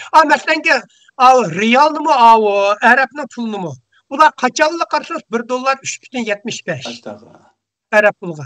Hukumat kontrol qildi, Arabning iqtisod asosi kontrol başında turdi. Qachonli qarsangiz o'xshash turdi. Bularni hukumat kontrol qilgan iyilik puli emas. Tamam. Bozor puli emas. Tamam, bundaqsa bu programda hozir shu iqtisodiy ko'znakdan turib analiz qilgan bo'lganligi uchun boshlanish oldu bizga. Aldığımız günlerde yana yangi savollar bo'lsa, albatta qimdoshlar aytib bersa, so'rashtirishimiz. Bugun ishlar geçip olsun. Ko'p rahmat. Bo'ladi. Ishqilmami haqlamda kashki yiliq masalanga ikki odam so'qqa chiqqan xabar bo'lsa, haq degan shundoq ko'rdik. Men doim jihatim texnik jihatlardimi, mush jihatlardimi birinlarni imkoniyat va omibab tushundiray deyman. Mushni imkoniyat va anglasa xalqlarning shu bilimining o'sishiga foydasi bor-ku. Birini ölçüge ben şu iqtisat yumuşak detal mudafaa sug'urta şu on neç kesitmiş Amerika'da şu cihat işletiyor şu hem cihatı asasiyattan xabarim var biraz her bir saatken çoğunkur üzgünüş doğru keldi şu imkoniyat var şu xalqlarga şu bir az bo'lsin yordam bo'lsin deb so'zlayapti. Bu jug'lanma bilim bo'lib, bunda anglaplam qachida deblam so'zmanlik qilayotgan program emasligini millat bilib bo'ldi-ku. Bir program uchun qanchalik ajr qilganligingizni, qanchalik tayyorlik qilganligingizni tegidin tushunib yetdi. Shunga ilgari yaxshi ko'rilayotgan, hozirgi ma'vo bo'ron chapqin tufaylidan bizga nisbatan biraz shamol chiqdi. Şu fidoyilar Ironiga qarshi pozitsiya tutish orqali buning nimasida sizningmi ta'sir ko'rsatish mumkin. Lekin ilm ilishni tushunadigan qarindoshlar uchun har vaqt qimmati yo'qolmaydigan izdinish qimmati yuqori bundaq bir narsalarni taqdim qilasiz. Shunga vaqtning o'tishi bilan inshaalloh bu yana ko'p ko'riladi. Yaxshi. Gaylar degan rasmiy bu fidoyilar ekranni qartizimda kirgizib olganlar bor emas. Tövbe qalqma. Qartizimda kirgizib olgan mana maslahat bor, berganlar bor. O fidoyining ekranga chiqishi boshqa bir ekranga chiqsangiz mana u bu dedi. Uqaman fidoyilar ekranda men o'zim nimin deyman sen dallalaymanki. O'zim xotirjam so'zlaymankan mushtaq ekran kerak menga. Aslida bu rasmiy qartizimda kirgizib olganlar bor emas.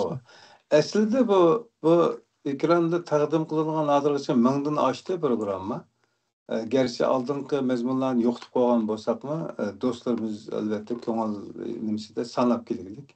Mingdan aşkan programının hiç biri desek bolmaydı ama köpünçisi de taqdim qilguvchi ustozlarninki shu fidokorlarning o'zining programmasi bo'ladi bu. Biz ularga cheklab qo'ymadik.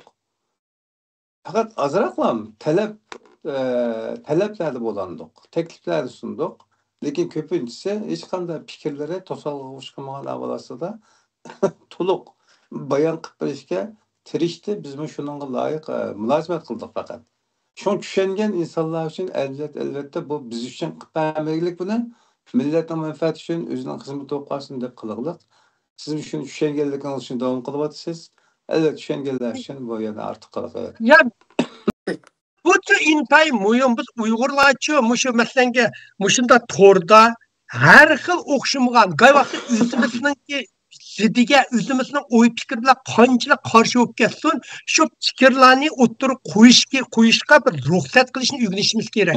Biz tarixdan tortib shu bostirib ketib bizda latqlar yomon besilib ketgancha. Shunga Uyg'urlar shunga ko'nib ketgan. Shuni erkin so'zlashni qanchalik mayli fikri qanchalik qarshi bo'lsin, shuni erkin so'zlashni Uyg'urlar o'rganish kerak. Shuni qo'yib berish kerak. Shu vaqtda ideya tavlandi. Bo'ldi ukamsiz men bo'ldi qilay, endi Xudoyim yana bir qatim ko'rishga Alloh nasib qilay. Ma'qul. Siz mamnun bo'ling. Mehribon, güzel qarindoshlar, aziz ko'rman do'stlar. İnşallah programımızın keyingi qismida ko'rishaylik. Do'stlarga tavsiya qilib qo'yishni unutmanglar. Assalomu alaykum va rahmatulloh. Xo'sh, Mavlanka.